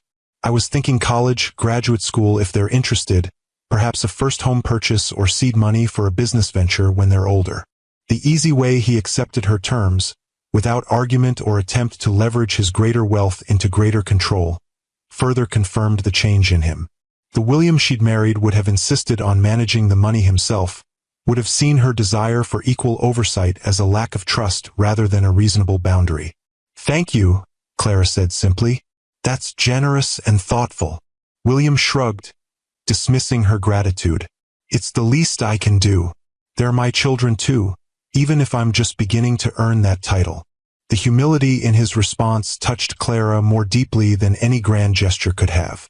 This man, who had once defined himself by his financial success, now understood that fatherhood was a privilege to be earned rather than a right to be claimed. As the evening deepened around them, Clara found herself at a crossroads she hadn't anticipated when William Montgomery walked back into her life less than a week ago. The walls she'd built to protect herself from further hurt were still standing, but windows had begun to appear, small openings that allowed her to see the changed man before her without the distorting lens of past pain. She wasn't ready to forgive completely, wasn't prepared to risk her heart again, but she was beginning to believe that co-parenting with this new William might be more than just a necessary accommodation for the twins' sake. It might actually be a positive force in all their lives. "It's getting late," she said finally, rising from the swing. "You should probably go. The twins will be up at dawn, demanding those perfectly triangular pancakes." William stood, respecting the gentle dismissal. "I'll be here, with appropriate geometric breakfast skills at the ready."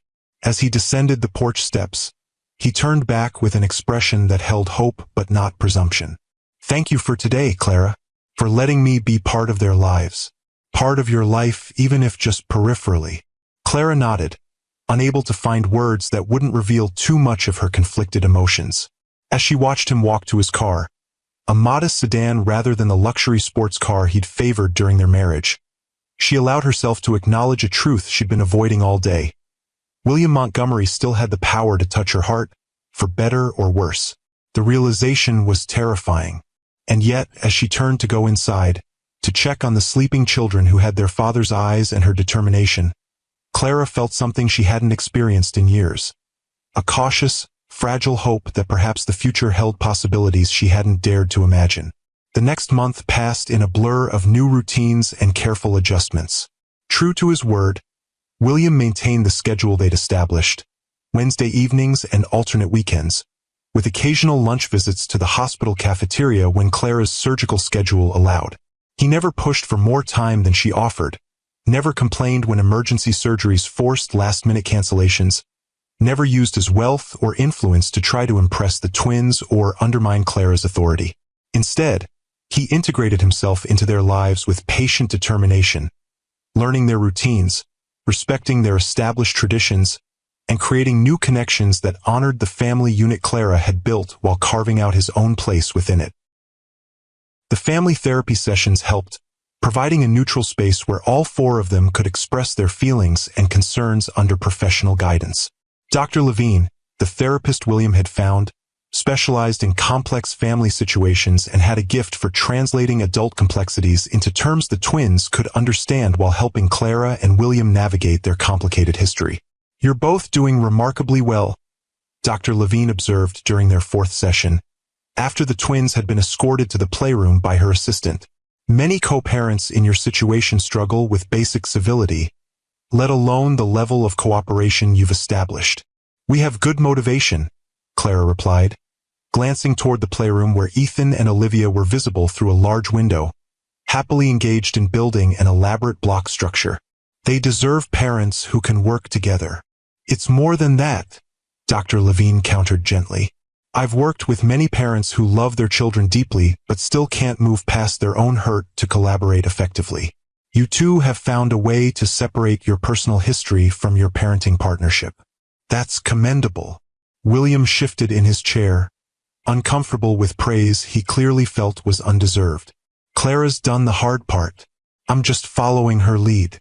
"That's not entirely true," Clara found herself saying, surprising both William and herself with the defense. "You've been respectful of our boundaries and routines, but you've also established your own relationship with the twins. They talk about daddy things now, traditions and activities that are uniquely yours with them." William's expression softened at this acknowledgement. "They make it easy. They're so open, so willing to let me into their lives despite my absence for so long. Children are naturally resilient and forgiving," Dr. Levine agreed, "but they also take their cues from the adults around them. Your ability to model respectful interaction has given them permission to embrace this new family dynamic without feeling disloyal to either of you."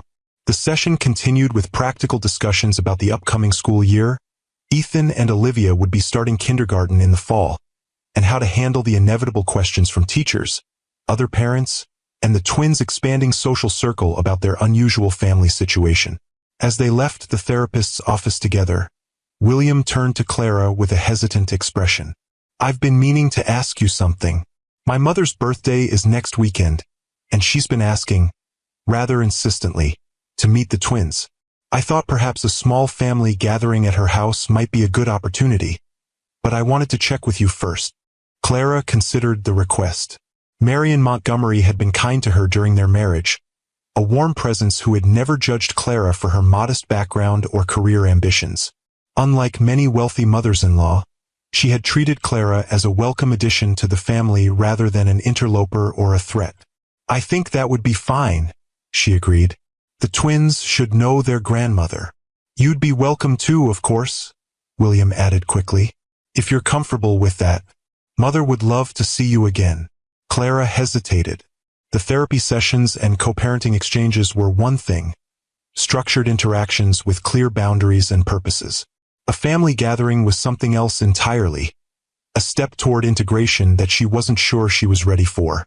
"I have a surgery scheduled that morning," she said, which was true but also convenient. "I could drop the twins off and pick them up afterward, if that works?" William nodded, accepting her boundary without question. "Of course, whatever you're comfortable with." As they walked to their respective cars, Clara found herself wondering if her reluctance was truly about maintaining appropriate distance, or if she was simply afraid. Afraid of the warmth of family connections she'd once valued. Afraid of the complicated emotions that still surfaced whenever she spent too much time in William's presence. The following Saturday, Clara pulled into the circular driveway of Marion Montgomery's elegant Lincoln Park home, memories washing over her as she took in the familiar facade.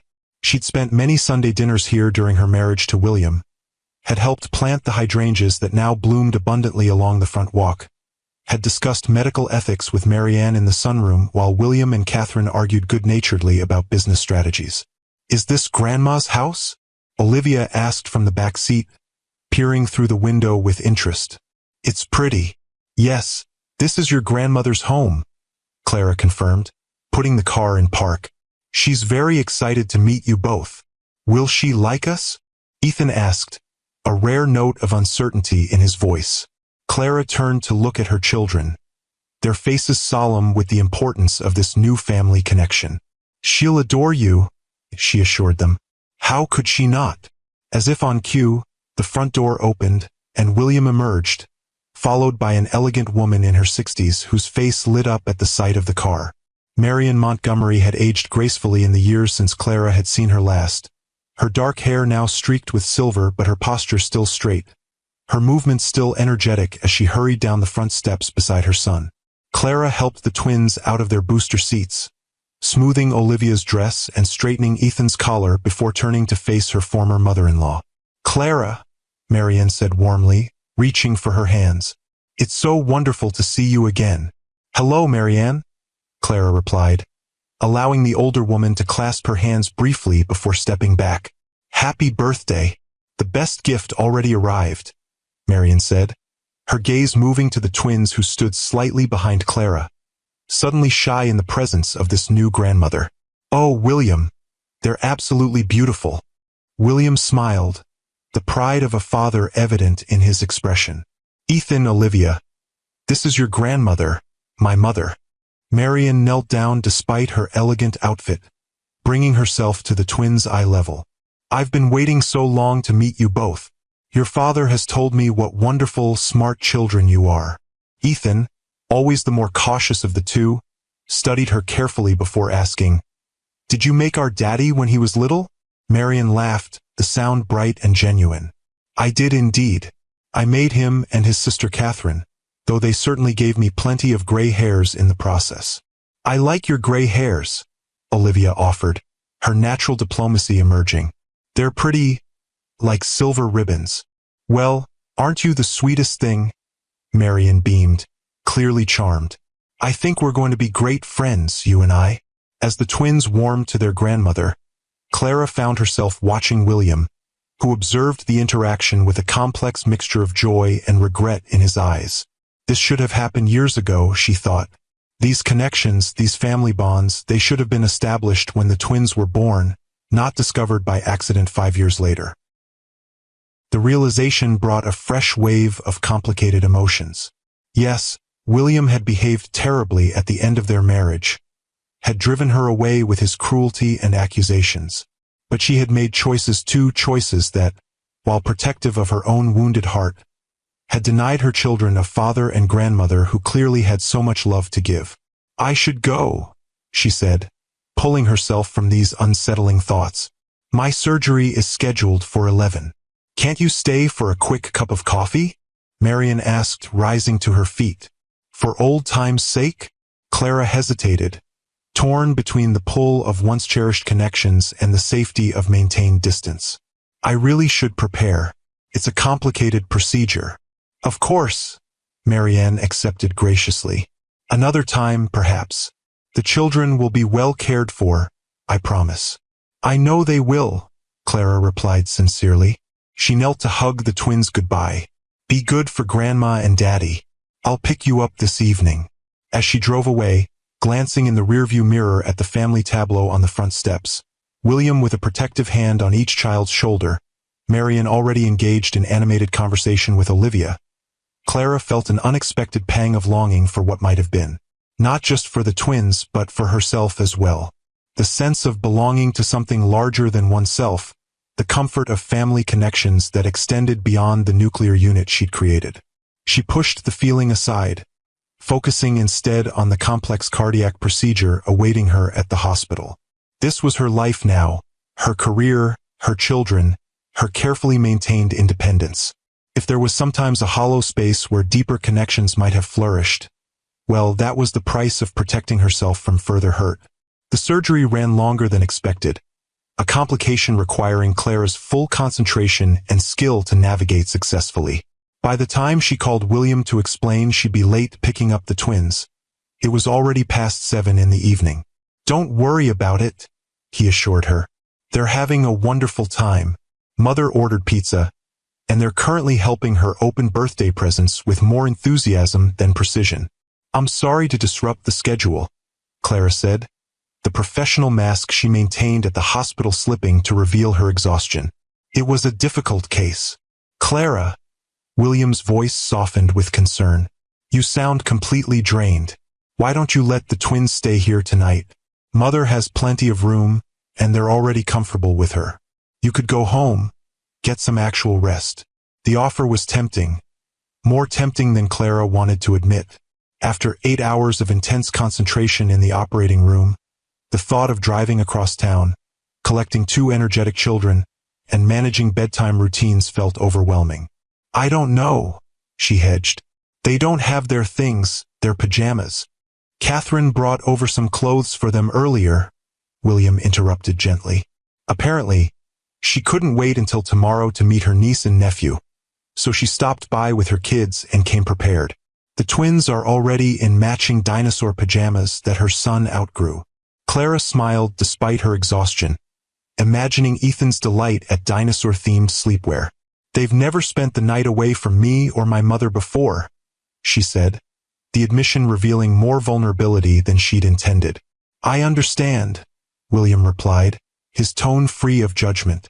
If you want to come get them, of course we'll have them ready. But if you're willing to trust us with this first overnight, I promise we'll follow whatever bedtime routine they're used to. FaceTime for goodnight kisses. The whole works. Trust. Such a simple word for such a complex concept. Could she trust William with this milestone? With their children's first night away from the only home they'd known? The William she'd left would have seen her hesitation as an insult, would have turned her caution into an accusation. This William waited patiently on the other end of the line, respecting her right to make the decision without pressure or manipulation. Okay, she said finally, but I want to talk to them first, and they need to know they can call me anytime if they get homesick. Of course, William agreed immediately. Let me get them for you. As Clara spoke with the twins, reassured by their excited chatter about Grandma's house and their new cousin friends and the promise of pancakes in the morning, she felt something shift inside her. A loosening of the tight control she'd maintained for so long. A cautious extension of trust not just to William, but to the idea that her children's world could safely expand beyond the boundaries she'd established. After saying goodnight and extracting promises of good behavior from both children, Clara ended the call and sat for a moment in the quiet of her office, processing the unexpected turn the day had taken. For the first time in 5 years, she would sleep in her house alone, without the comforting sounds of the twins breathing in their rooms down the hall. The thought was both unsettling and strangely liberating. A night to herself. No one needing her attention, her care, her constant vigilance. Just Clara, alone with her thoughts and the rare luxury of uninterrupted rest. As she gathered her things to leave the hospital, her phone chimed with a text message from William. They're settled in the guest room with the night light on and 3 stuffed animals each, negotiated down from 5. Mother is reading them the same book you mentioned they're currently obsessed with, something about a pigeon driving a bus? All is well. Get some rest, Clara. You've earned it. Attached was a photo of the twins in their borrowed dinosaur pajamas, snuggled together in a large guest bed, Marian beside them with an open book, all 3 faces alight with shared enjoyment. The simple domestic scene, grandmother, grandchildren, bedtime stories, created a complicated ache in Clara's chest, a mixture of gratitude that her children were experiencing this family connection and regret for the years of separation. She texted back a simple thank you before driving home to her empty house, where the silence felt both peaceful and accusatory. As she moved through her evening routine, a glass of wine she rarely allowed herself on parenting nights, a long shower without interruptions, a medical journal read in bed without small bodies climbing over her, Clara found her thoughts returning to William. Not the William who had driven her away with his cruelty, but the man she'd glimpsed over the past month. The father who cut pancakes into perfect triangles, who listened to Ethan's dinosaur facts with genuine interest, who braided Olivia's hair with surprising skill learned from YouTube tutorials. The man who had rebuilt not just his fortune but himself, who had accepted responsibility for his past failures without excuses or expectations of forgiveness. Was it possible, she wondered as sleep finally claimed her, that people really could change in fundamental ways? That the lessons of failure and loss could transform someone from the inside out? And if so, what did that mean for the careful boundaries she'd established, for the protective walls she'd built around her heart? The questions followed her into dreams where past and present blurred, where the William she'd once loved and the William she was cautiously coming to respect existed simultaneously, challenging her to reconcile what had been with what might be. Clara woke to sunlight streaming through curtains she'd forgotten to close and the disorienting silence of a house without children. For a moment, panic fluttered in her chest. Where were the twins? Before memory returned, they were with William and Marianne, experiencing their first overnight away from home. She reached for her phone, finding several text messages waiting. The first, sent at 6:17 a.m., was a photo of the twins still asleep, curled toward each other as they always slept. The second, from 7:30, showed them at the breakfast table, chocolate chip pancake triangles half-eaten, faces sticky with syrup and happiness. The most recent, sent just 20 minutes ago, was a video of Ethan and Olivia exploring Marianne's garden, excitedly identifying flowers they recognized from Clara's own garden at home. The care evident in these updates, William's awareness of exactly what information would reassure her, touched something deep inside Clara. He understood her worry, respected it without judgment, and was making every effort to ease it without being asked. She texted back, "They look happy. Thank you for the updates. What time should I pick them up?" William's response came quickly, "No rush. Mother has an art project planned for late morning. Maybe lunchtime? Unless you miss them too much, which would be completely understandable." The gentle acknowledgement of her potential loneliness, offered without pressure or expectation, made Clara smile despite herself. "Lunchtime works. I'll be there around noon." Setting her phone aside, Clara stretched luxuriously in the quiet morning light. When was the last time she'd had a morning entirely to herself, with no surgery scheduled, no small voices demanding attention, no responsibilities beyond her own needs? Years, certainly. Perhaps not since before the twins were born. The realization was both liberating and slightly unsettling. She'd built her identity so completely around being a mother and a surgeon that the simple question of what Clara might want for herself, separate from those roles, felt almost foreign. She decided to find out. Instead of her usual efficient morning routine, she took a leisurely bath with the expensive bath oils her mother had given her for Christmas, still unopened until now, made herself a proper breakfast rather than eating standing up while supervising the twins, and actually sat on her back porch with a second cup of coffee, watching the birds at the feeder Ethan had insisted on installing last spring. The unexpected gift of time and solitude was restorative in ways Clara hadn't anticipated. By the time she dressed to pick up the twins, she felt more centered, more present in herself than she had in months. Marianne's house was filled with laughter when Clara arrived, following the sounds to the sunroom where an art project had clearly exploded across the normally pristine space. Paint pots, glitter, construction paper, and various craft supplies covered every surface, with Marianne at the center of the creative chaos, looking utterly delighted despite the glitter in her elegant silver hair. "Mom!" Ethan spotted her first, abandoning his project to race toward her with paint-smeared hands. "Grandma is teaching us about famous artists. I'm making a Picasso. It certainly looks abstract," Clara agreed, carefully accepting his hug while trying to minimize paint transfer to her clothes. "And what are you creating, Olivia?" "A Monet garden," Olivia replied seriously, not looking up from her careful application of purple paint. "Grandma says he painted the same garden over and over but in different lights. I'm doing morning light." "They're quite talented," Marian said, rising to greet Clara with genuine warmth, "though I fear my sunroom may never recover." "I'm so sorry about the mess," Clara began, but Marian waved away her concern. "Nonsense. What's a little paint between artists?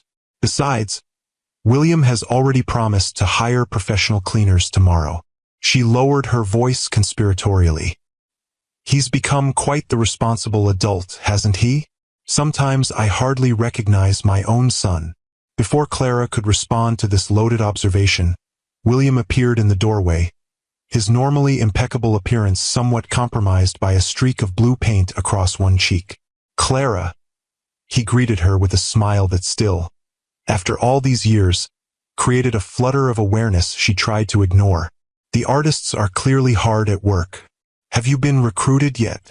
"I just arrived," she replied, suddenly conscious of Marianne's interested gaze moving between them. "But it looks like you've been fully initiated into the creative process." William touched his cheek, discovering the paint with a rueful laugh. "Hazard of helping Ethan with his Picasso period. Apparently, artistic genius requires enthusiastic gestures." The easy banter felt dangerous, too reminiscent of better days, too comfortable for the careful boundaries Clara had established. She took a step back, both literally and figuratively. "We should probably get going soon," she said, addressing the twins. "Grandma has been very generous with her time and her sunroom, but we need to let her enjoy the rest of her birthday weekend." "Actually," Marian interjected smoothly, "I was hoping you might all stay for lunch. Nothing fancy, just sandwiches in the garden. The children were telling me about their butterfly project at preschool, and I thought they might enjoy seeing the monarch way station I've established in the back garden." Clara hesitated, caught between the pull of polite refusal and the twins' obvious excitement at the prospect of butterflies. Before she could decide, Olivia settled the matter with the direct approach that was becoming her trademark. "Please, Mom, we haven't finished our paintings yet, and Grandma says there might be caterpillars on the milkweed plants." "Caterpillars, Mom," Ethan emphasized, as if she might not understand the significance of such a discovery. Clara found herself smiling despite her reservations. "Well, when you put it that way, how can I refuse? But only if you're sure it's not an imposition, Marianne. Having my grandchildren and their mother here is the opposite of an imposition," Marianne assured her. "It's the best birthday gift I could ask for."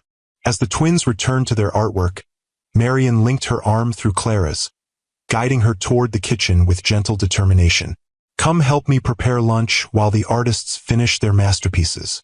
William, darling, you're on glitter containment duty." William mock saluted his mother before turning back to the twins, already engaged in a serious discussion about the proper application of gold glitter to Ethan's Picasso. In the kitchen, Marian moved with practiced efficiency, gathering ingredients for sandwiches while Clara, following her lead, washed and sliced fresh vegetables from the garden. "They're remarkable children," Marian said after a comfortable silence. "You've done an extraordinary job with them, Clara." "Thank you," Clara replied, touched by the sincere praise.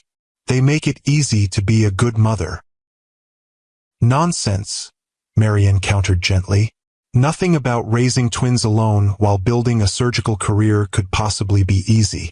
You should take proper credit for your accomplishments. Clara smiled, recognizing the direct approach that had clearly influenced both William and Catherine. You raised remarkable children yourself, she offered. William has. He's changed a great deal since we were married. Yes, Marianne agreed, her hands stilling on the bread she was slicing. Failure was the making of him, though it nearly destroyed him first. She glanced at Clara, her expression softening. I owe you an apology, my dear. I should have reached out after you left. Should have made sure you were all right. I let my concern for William blind me to what you must have been going through. The unexpected apology caught Clara off guard. You have nothing to apologize for, Marianne. You were his mother. Of course your loyalty was to him. Perhaps, but I always thought of you as a daughter too. Marianne resumed her sandwich preparation, her tone matter-of-fact despite the emotional weight of her words. I knew William was in a dark place, knew he was lashing out at you unfairly. I should have done more to intervene, to support you both through that crisis instead of standing by while my son drove away the best thing that ever happened to him. Clara swallowed hard, unprepared for the rush of emotion these words evoked. It was a complicated time, she managed. We all did the best we could with the information we had. Including keeping the twins a secret? Marianne asked, her tone gentle but direct. Clara met the older woman's gaze steadily. Yes, I believed I was protecting them from a toxic situation. William was. He wasn't in a place to be a father then. And now, Marianne pressed, her eyes kind but searching. Now he's proving himself to be an excellent father, Clara acknowledged honestly. Patient, attentive, respectful of boundaries. The twins adore him already. And you? Marianne asked, the question hanging between them with all its unspoken implications. Clara busied herself with arranging cucumber slices on a platter. I appreciate the effort he's making with the children. We're establishing a good co-parenting relationship. Marianne studied her for a moment, then nodded, accepting the careful non-answer for what it was. Well, I for one am grateful for whatever circumstances brought you all back into our lives. However complicated the journey has been. As they finished preparing lunch, Clara found herself reflecting on Marianne's words. There was truth in them she hadn't fully acknowledged. The journey had been complicated, painful at times, but it had led them here, to this unexpected moment of family connection that, despite her reservations, felt right in ways she couldn't quite articulate. The butterfly garden was a riot of colorful blooms designed to attract and sustain monarchs throughout their life cycle. The twins moved through it with reverent excitement, following Marianne's expert guidance as she pointed out eggs on milkweed leaves, caterpillars in various stages of growth, and one magnificent chrysalis hanging from a sheltered branch. It will emerge in about a week, Marianne explained, her knowledge clearly impressing the children. Then it will need to rest while its wings dry before it can fly. Like when Mom does surgery on people's hearts, Ethan observed seriously. They have to rest and get stronger before they can go home. Exactly like that, Marianne agreed, exchanging a warm glance with Clara. Your mother helps people heal so they can fly again. The simple metaphor, offered so naturally, created a lump in Clara's throat. How often had she tried to explain her work to the twins in terms they could understand? Yet Marianne had captured it perfectly in a single sentence. William, who had been quietly observing from beside a flowering bush, caught Clara's eye with a look of shared appreciation for his mother's wisdom. The moment of connection, brief but genuine, reminded Clara of what had first drawn them together. Not just physical attraction or intellectual compatibility, but a shared value system, a mutual respect for life's deeper meanings. As the afternoon progressed, Clara found herself relaxing into the family gathering despite her initial reservations. There was something healing about watching the twins explore their expanded family connections, about seeing them embraced so wholeheartedly by a grandmother who clearly intended to make up for lost time with abundant love and attention. When it was finally time to leave, the twins' paintings carefully set aside to dry, Marianne hugged Clara with genuine affection. Don't be a stranger, she said quietly. Whatever happened between you and William, you'll always be family to me. The words followed Clara home, echoing in her mind as she watched the twins excitedly recount their adventures to her mother, who had stopped by with homemade lasagna and thinly veiled curiosity about the overnight visit. They seemed to have taken to Marianne immediately, Eleanor observed after the twins had gone to play in their room. And William? How is that relationship developing? Clara sighed, recognizing her mother's protective concern beneath the casual question. Better than I expected, honestly. He's patient with them, genuinely interested in their lives. They adore him already. And you? Eleanor asked, unconsciously echoing Marianne's earlier question. How are you feeling about all this? Clara considered deflecting again, offering the same careful non-answer she'd given Marianne. But this was her mother, the woman who had held her through the darkest days after leaving William, who had moved across the country to help her raise the twins, who had never once questioned her decisions even when they must have seemed drastic. Confused, she admitted finally.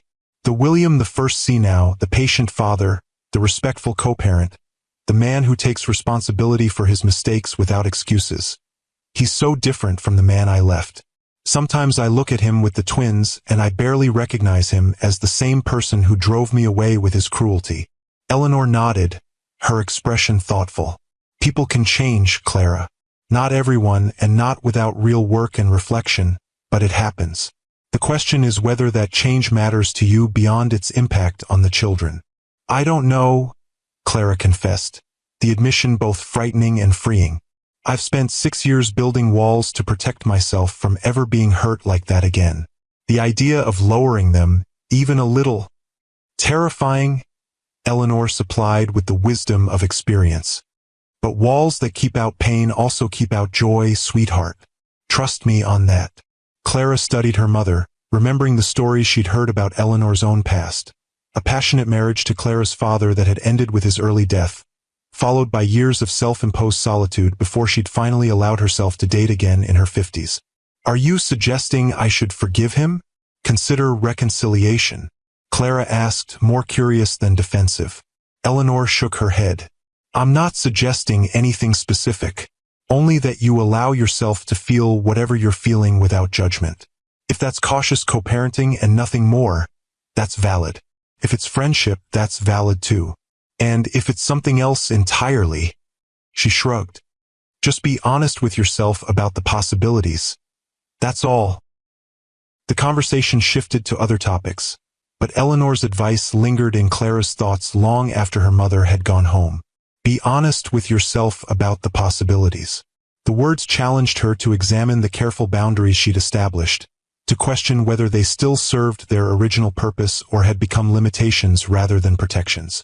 That night, after the twins were asleep, Clara found herself on the porch swing again, the spring evening wrapping around her with the scent of her blooming garden.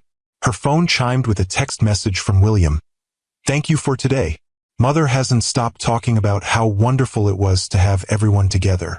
The twins' artwork is being professionally framed as we speak. Her idea, not mine, though I fully support the recognition of such obvious talent. Clara smiled despite herself, typing back, they haven't stopped talking about butterflies and famous artists. I think we have a budding entomologist and a future painter on our hands. William's response came quickly.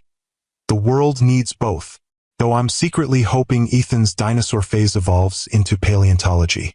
I've always wanted an excuse to fund a dig. The easy banter, the shared pride in their children's interests, the glimpse of the playful side of William that had been so absent during their marriage's painful end. All of it created a warmth in Clara's chest that was both welcome and worrying. Be honest with yourself about the possibilities. What were the possibilities, really? Co-parenting with mutual respect, certainly. Perhaps even friendship of a sort, built on their shared love for the twins and the history that, despite its painful conclusion, had once held genuine joy and connection. But beyond that, Clara wasn't sure she was ready to consider what might lie beyond the careful boundaries she'd established. The risk felt too great, the potential for renewed hurt too real. And yet, as she sat in the quiet evening, remembering the day's moments of unexpected connection, William's blue-painted cheek, Marianne's wisdom in the butterfly garden, the easy laughter they'd all shared over lunch. Clara found herself wondering if perhaps the greatest risk wasn't in lowering her walls, but in keeping them raised so high that nothing new could ever grow within their protection. The Montgomery Wing dedication ceremony was scheduled for a warm day in early June, 2 months after William had discovered his children. The hospital had planned an elaborate event to honor their most generous donor, complete with press coverage, catered refreshments, and speeches from hospital administrators eager to publicly thank the man whose contribution would transform pediatric cardiac care at Mercy Heart Institute. Clara had initially planned to attend only in her official capacity as chief of cardiothoracic surgery, maintaining the professional distance she'd carefully established. But the twins had other ideas. "We want to go to Daddy's party," Olivia announced at breakfast 3 days before the event. "Grandma says there will be a big ribbon to cut." "It's not exactly a party," Clara explained, pouring more cereal for Ethan. "It's a formal hospital function. You might find it boring." "But Daddy's name will be on the building," Ethan protested. "We should be there. We're Montgomerys too." The simple statement, delivered with a child's straightforward logic, caught Clara off guard. Yes, they were Montgomerys, at least half so, though she'd given them her maiden name at birth. The realization that they were developing a sense of connection to their father's family, a pride in that shared identity, was both natural and slightly unsettling. "I'll talk to your father about it," she promised, already anticipating William's response. He'd been scrupulously careful about not using the children for publicity or social advantage, had even declined several high-profile events because they conflicted with his scheduled time with the twins. When she called him later that day, his reaction surprised her. "Actually, I was going to ask you about that," William said. "Mother mentioned the twins might enjoy seeing the ceremony, but I didn't want to put you in an awkward position. The press will be there, and if the children attend, there will inevitably be questions about our situation." "Our situation," Clara repeated with a hint of dry humor. "You mean the fact that Chicago's most eligible billionaire bachelor secretly has 5-year-old twins with his ex-wife?" "Something like that," William acknowledged, and she could hear the smile in his voice. "I've managed to keep them out of the public eye so far, but this would change that. I wanted your thoughts before making any decisions." The consideration implicit in his approach, his awareness of the implications, his deference to her judgment, reinforced Clara's growing recognition of how fundamentally William had changed. The man she'd married would have made the decision unilaterally, confident in his right to determine what was best for his family without consultation. "They want to come," she said after a moment's reflection. "They're proud of the connection to you, to the Montgomery name. I think it might be good for them to see that celebrated publicly." "And you?" William asked carefully. "Would you be comfortable with the inevitable speculation? The questions about our past and current relationship?" Clara considered the question seriously. For months, she'd maintained careful boundaries around her interactions with William, limiting their contact to matters directly related to the twins, keeping their personal history firmly in the past where it belonged. A public appearance together with the children would blur those boundaries in ways she couldn't entirely predict. "I can handle speculation," she said finally. "I'm more concerned about protecting the twins from excessive attention." "We could establish ground rules with the press beforehand," William suggested. "Make it clear that the children are off-limits for direct questions or photographs without explicit permission." "That would help," Clara agreed. "And we should prepare the twins, explain that people might be curious about them, about us." "Us?" William repeated, the word hanging between them with all its complicated implications. "Yes, we should be clear about how to address that. We're co-parents who are successfully raising our children together despite being divorced," Clara stated firmly. "That's the truth, and it's all anyone needs to know." If William was disappointed by this clear delineation of their relationship, he didn't show it. "Agreed. I'll have my PR team draft a statement along those lines and send it to you for approval before distributing it to the press." The businesslike approach was reassuring, a reminder that they could navigate this new public dimension of their relationship with the same careful respect they'd established in private.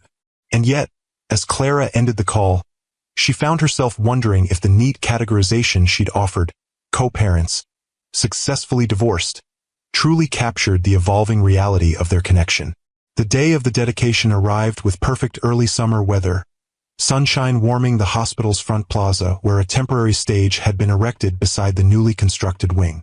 Clara arrived early with the twins, using a side entrance to avoid the gathering press and guests at the main doors. Dr. Vance. The hospital administrator hurried toward her, relief evident in his expression. We weren't sure if you'd be attending with. That is, we've added chairs on the stage for you and the children, next to Mr. Montgomery and his mother. Thank you, that's very thoughtful, Clara replied, noting the man's barely concealed curiosity about her relationship with the hospital's most important donor.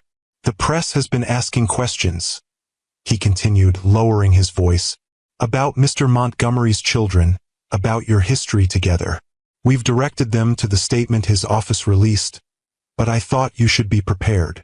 We are, Clara assured him, squeezing the twins' hands reassuringly.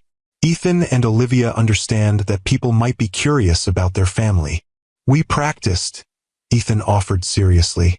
If someone asks questions, we say, thank you for your interest, and then find mom or dad or grandma. The administrator smiled, clearly charmed despite his nervousness. Very professional. You'll make excellent hospital representatives. As they were escorted to a private waiting area near the stage, Clara felt a flutter of anxiety that had nothing to do with the press or public attention. She'd chosen her outfit with unusual care that morning. A tailored blue dress that complemented her dark hair and brought out the warmth in her brown eyes, more elegant than her usual practical workwear. The twins, too, were dressed in their finest. Ethan in a miniature suit that mirrored his father's usual attire, Olivia in a floral dress with a matching headband. They looked like a family, Clara realized with a start. A coordinated, cohesive unit rather than the separate entities she'd been so careful to maintain. Before she could examine this unsettling observation further, the door opened to admit William and Marianne. William paused momentarily when he saw Clara, appreciation evident in his gaze before he schooled his expression to polite warmth. You all look wonderful, he said, kneeling to straighten Ethan's already perfect tie. Ready for the big event? We practiced what to say to reporters, Olivia informed him proudly. And Grandma Eleanor helped us make thank you cards for the hospital people. That was very thoughtful, Marian approved, elegant as always in a pale lavender suit that complemented her silver hair. Perhaps you can give them out after the ceremony. As the twins showed their grandmother the carefully crafted cards, William moved to stand beside Clara, his voice low enough for her ears only. You look beautiful. That color suits you. Thank you, Clara replied, fighting the warmth that spread through her at the simple compliment. You clean up pretty well yourself. William smiled, the expression reaching his eyes in a way that still caught her off guard after so many years of seeing only his public mask. High praise from a woman who once told me my formal wear made me look like an undertaker. Did I say that? Clara laughed, surprised he remembered the casual teasing from early in their relationship. At the Thompson Charity Gala, 2014, William confirmed. Right before you spilled red wine on my funeral director tie, and then insisted it was an improvement. The shared memory created a moment of unexpected intimacy, a bridge across the years of separation to the time when they'd been not just lovers but friends who could laugh together, tease each other, find joy in each other's company. Before Clara could respond, the hospital administrator reappeared to inform them it was time to take their places on the stage. The moment broken, they gathered the twins and followed him through the corridor to the side entrance of the stage. The ceremony proceeded with the expected speeches and acknowledgments, hospital officials praising William's generosity, architectural features of the new wing highlighted, future plans outlined with enthusiasm. Throughout it all, Clara was acutely aware of William beside her, of the twins between them, of the picture they presented to the assembled crowd and press photographers. When it was William's turn to speak, he approached the podium with the confident ease that had always characterized his public appearances. But as he began to address the audience, Clara noticed subtle differences from the polished businessman she'd once known. A warmth in his tone, a genuine humility beneath the confidence. an authenticity that hadn't been present during their marriage. While I'm honored by this recognition, the true heroes are the medical professionals who will work within these walls, he said, his gaze finding Clara briefly before returning to the audience.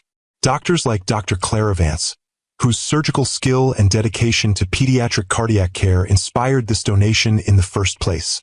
The unexpected acknowledgement sent a ripple of whispers through the crowd. Clara maintained her professional composure, though she felt the weight of curious gazes upon her.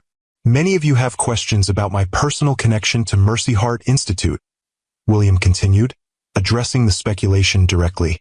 The truth is both simple and complex. Dr. Vance and I were married several years ago.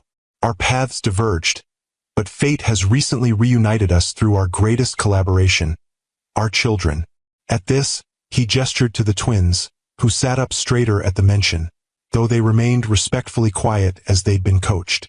Discovering I was a father to these remarkable 5-year-olds has been the greatest gift of my life, William continued, his voice softening with genuine emotion. Greater than any business success, any financial achievement. And while Dr. Vance and I are no longer married, we are committed to raising Ethan and Olivia together, with mutual respect and cooperation. Clara felt a lump form in her throat at the simple sincerity of his words. There was no attempt to rewrite their history, no public bid for sympathy or reconciliation, just an honest acknowledgement of their current reality and a clear prioritization of their children's well-being.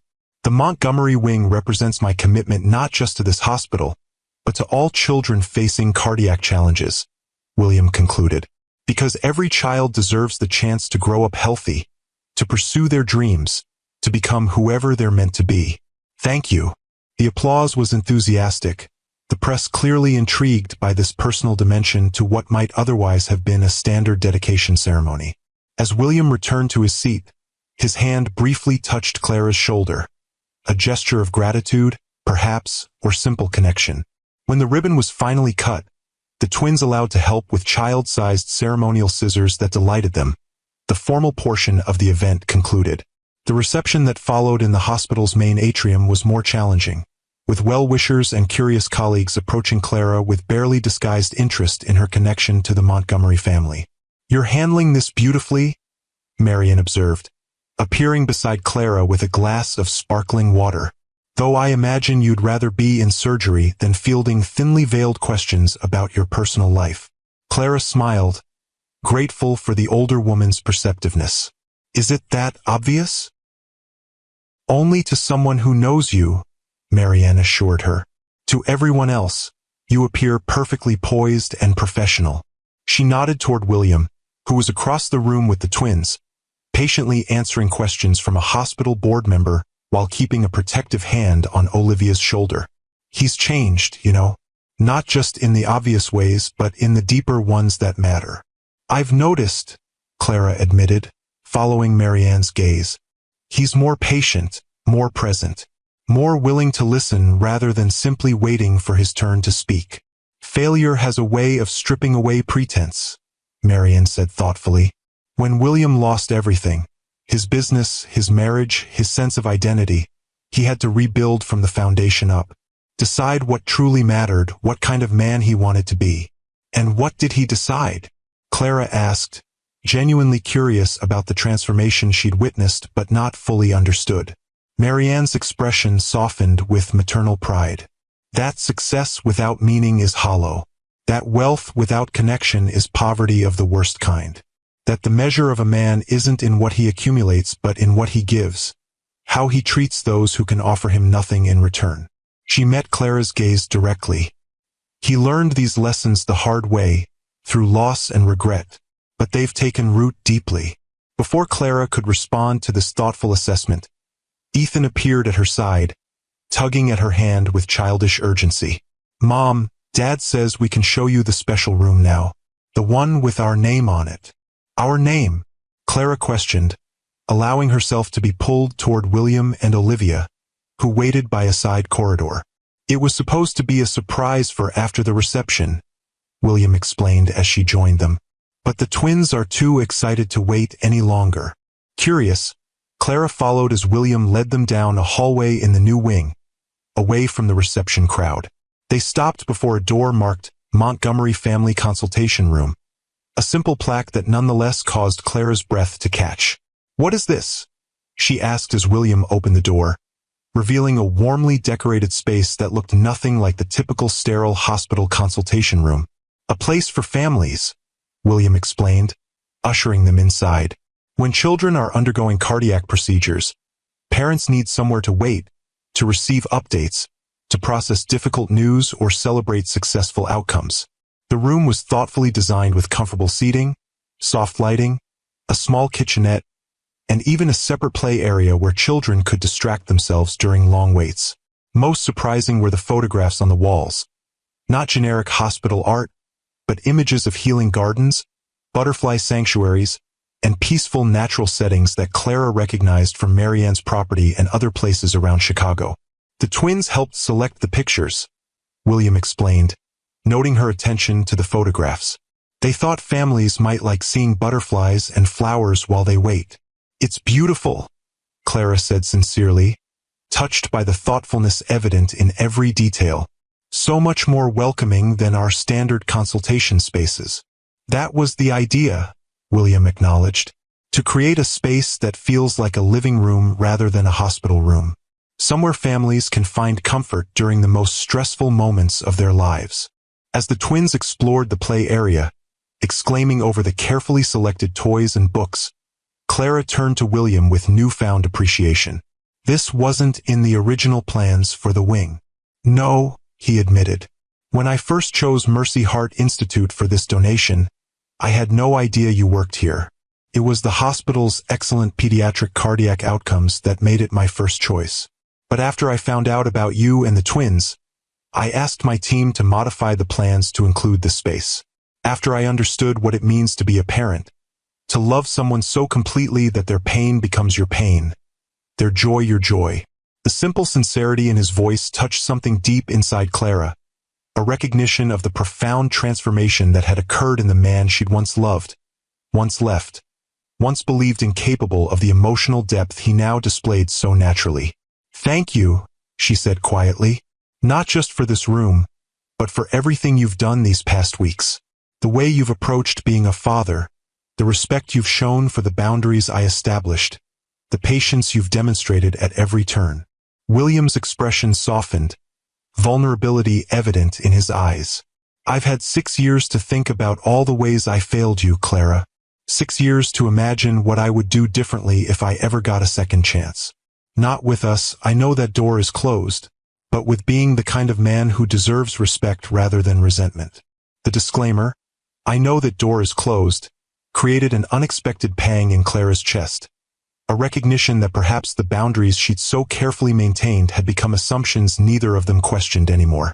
Before she could examine this unsettling reaction, Olivia called them over to see the child-sized furniture in the play area, the moment for deeper conversation passing as they returned to their roles as co-parents, focused on their children's excitement rather than the complicated emotions between them.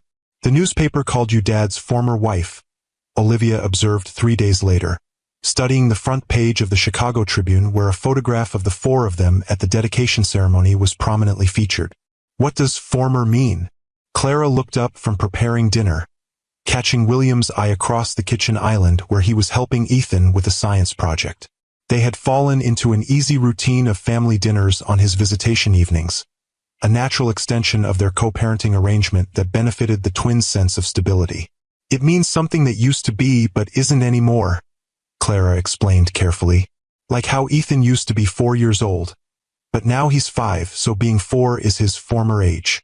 So you used to be Daddy's wife, but you're not anymore," Olivia clarified, her perceptive gaze moving between her parents. "Because you got divorced." "That's right," William confirmed, his tone matter-of-fact despite the personal nature of the conversation. "Sometimes adults who are married realize they can't stay married, even though they care about each other." "But you still like each other now, right?" Ethan asked, looking up from his project with sudden concern. "You're not mad anymore?" The innocent question created a moment of tension, both adults aware of the simplified understanding the children had of their complicated history. "We're not mad at each other," Clara assured him, choosing her words carefully. Your father and I have found a way to be friends again. For your sake and because we've both grown and changed over the years. Good, Ethan declared with childish certainty. Because Grandma Eleanor says life's too short to hold on to old hurts when new happiness is waiting. Clara nearly dropped the spoon she was holding, startled by her mother's wisdom emerging from her 5-year-old's mouth. She glanced at William, finding his expression equally surprised but thoughtful. Your grandmother is a very wise woman, he said finally, his eyes meeting Clara's across the kitchen with an unspoken question in their depths. The moment stretched between them, laden with possibilities neither had allowed themselves to consider openly. Then Olivia knocked over her juice, and the spell was broken as they both moved to clean up the spill, returning to the safe territory of co-parenting and practical concerns. Later that evening, after the twins were asleep and William was preparing to leave, Clara found herself lingering on the porch steps, reluctant to end the evening with their usual polite goodbye. William, she began, then hesitated, uncertain how to articulate the thoughts that had been circling in her mind since the dedication ceremony. I've been thinking about what you said in the consultation room, about that door being closed. He stilled, his expression carefully neutral despite the sudden intensity in his gaze. Yes, I'm not sure it is, Clara admitted, the words both frightening and freeing as they left her lips. Closed permanently, maybe it's just stuck. From disuse and old paint and years of believing it couldn't be opened again.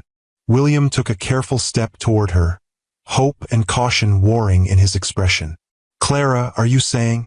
I'm saying I don't know what I'm saying, she interrupted with a small, self-deprecating laugh.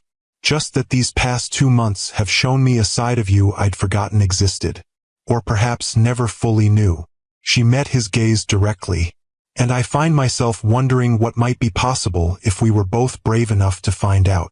I would like nothing more, William said quietly, his voice rough with emotion.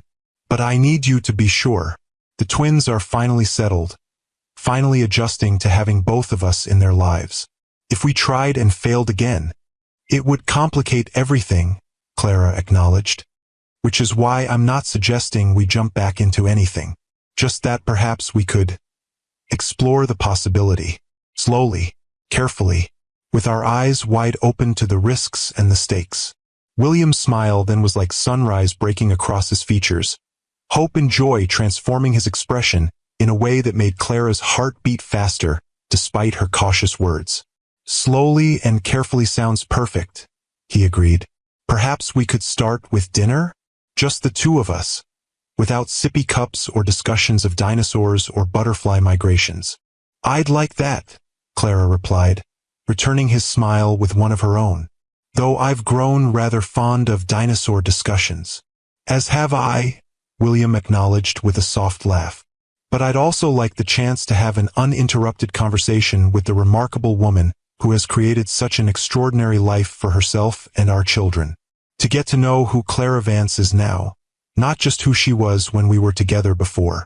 The thoughtfulness of this approach, his recognition that they were both different people now, that any new beginning would require rediscovery rather than simply resuming where they'd left off, reinforced Clara's growing certainty that this cautious step forward was worth the risk it entailed. Friday, she suggested. My mother can stay with the twins. Friday, William confirmed, his expression serious despite the joy still evident in his eyes. And Clara, thank you for being willing to consider possibilities I thought were lost forever. As he descended the porch steps, turning once to smile at her before walking to his car, Clara felt something unfurl in her chest. A cautious hope, a fragile joy, a recognition that sometimes the most difficult journeys lead exactly where we need to go, even when the path takes unexpected turns. The future remained unwritten, the outcome uncertain. But for the first time in 6 years, Clara allowed herself to imagine a life where the walls she'd built to protect her heart became windows instead.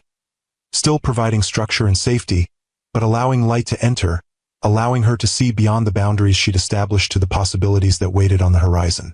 In the quiet evening, with the scent of her garden surrounding her and the soft sounds of her sleeping children drifting through the open windows, Clara acknowledged a truth she'd been avoiding for weeks.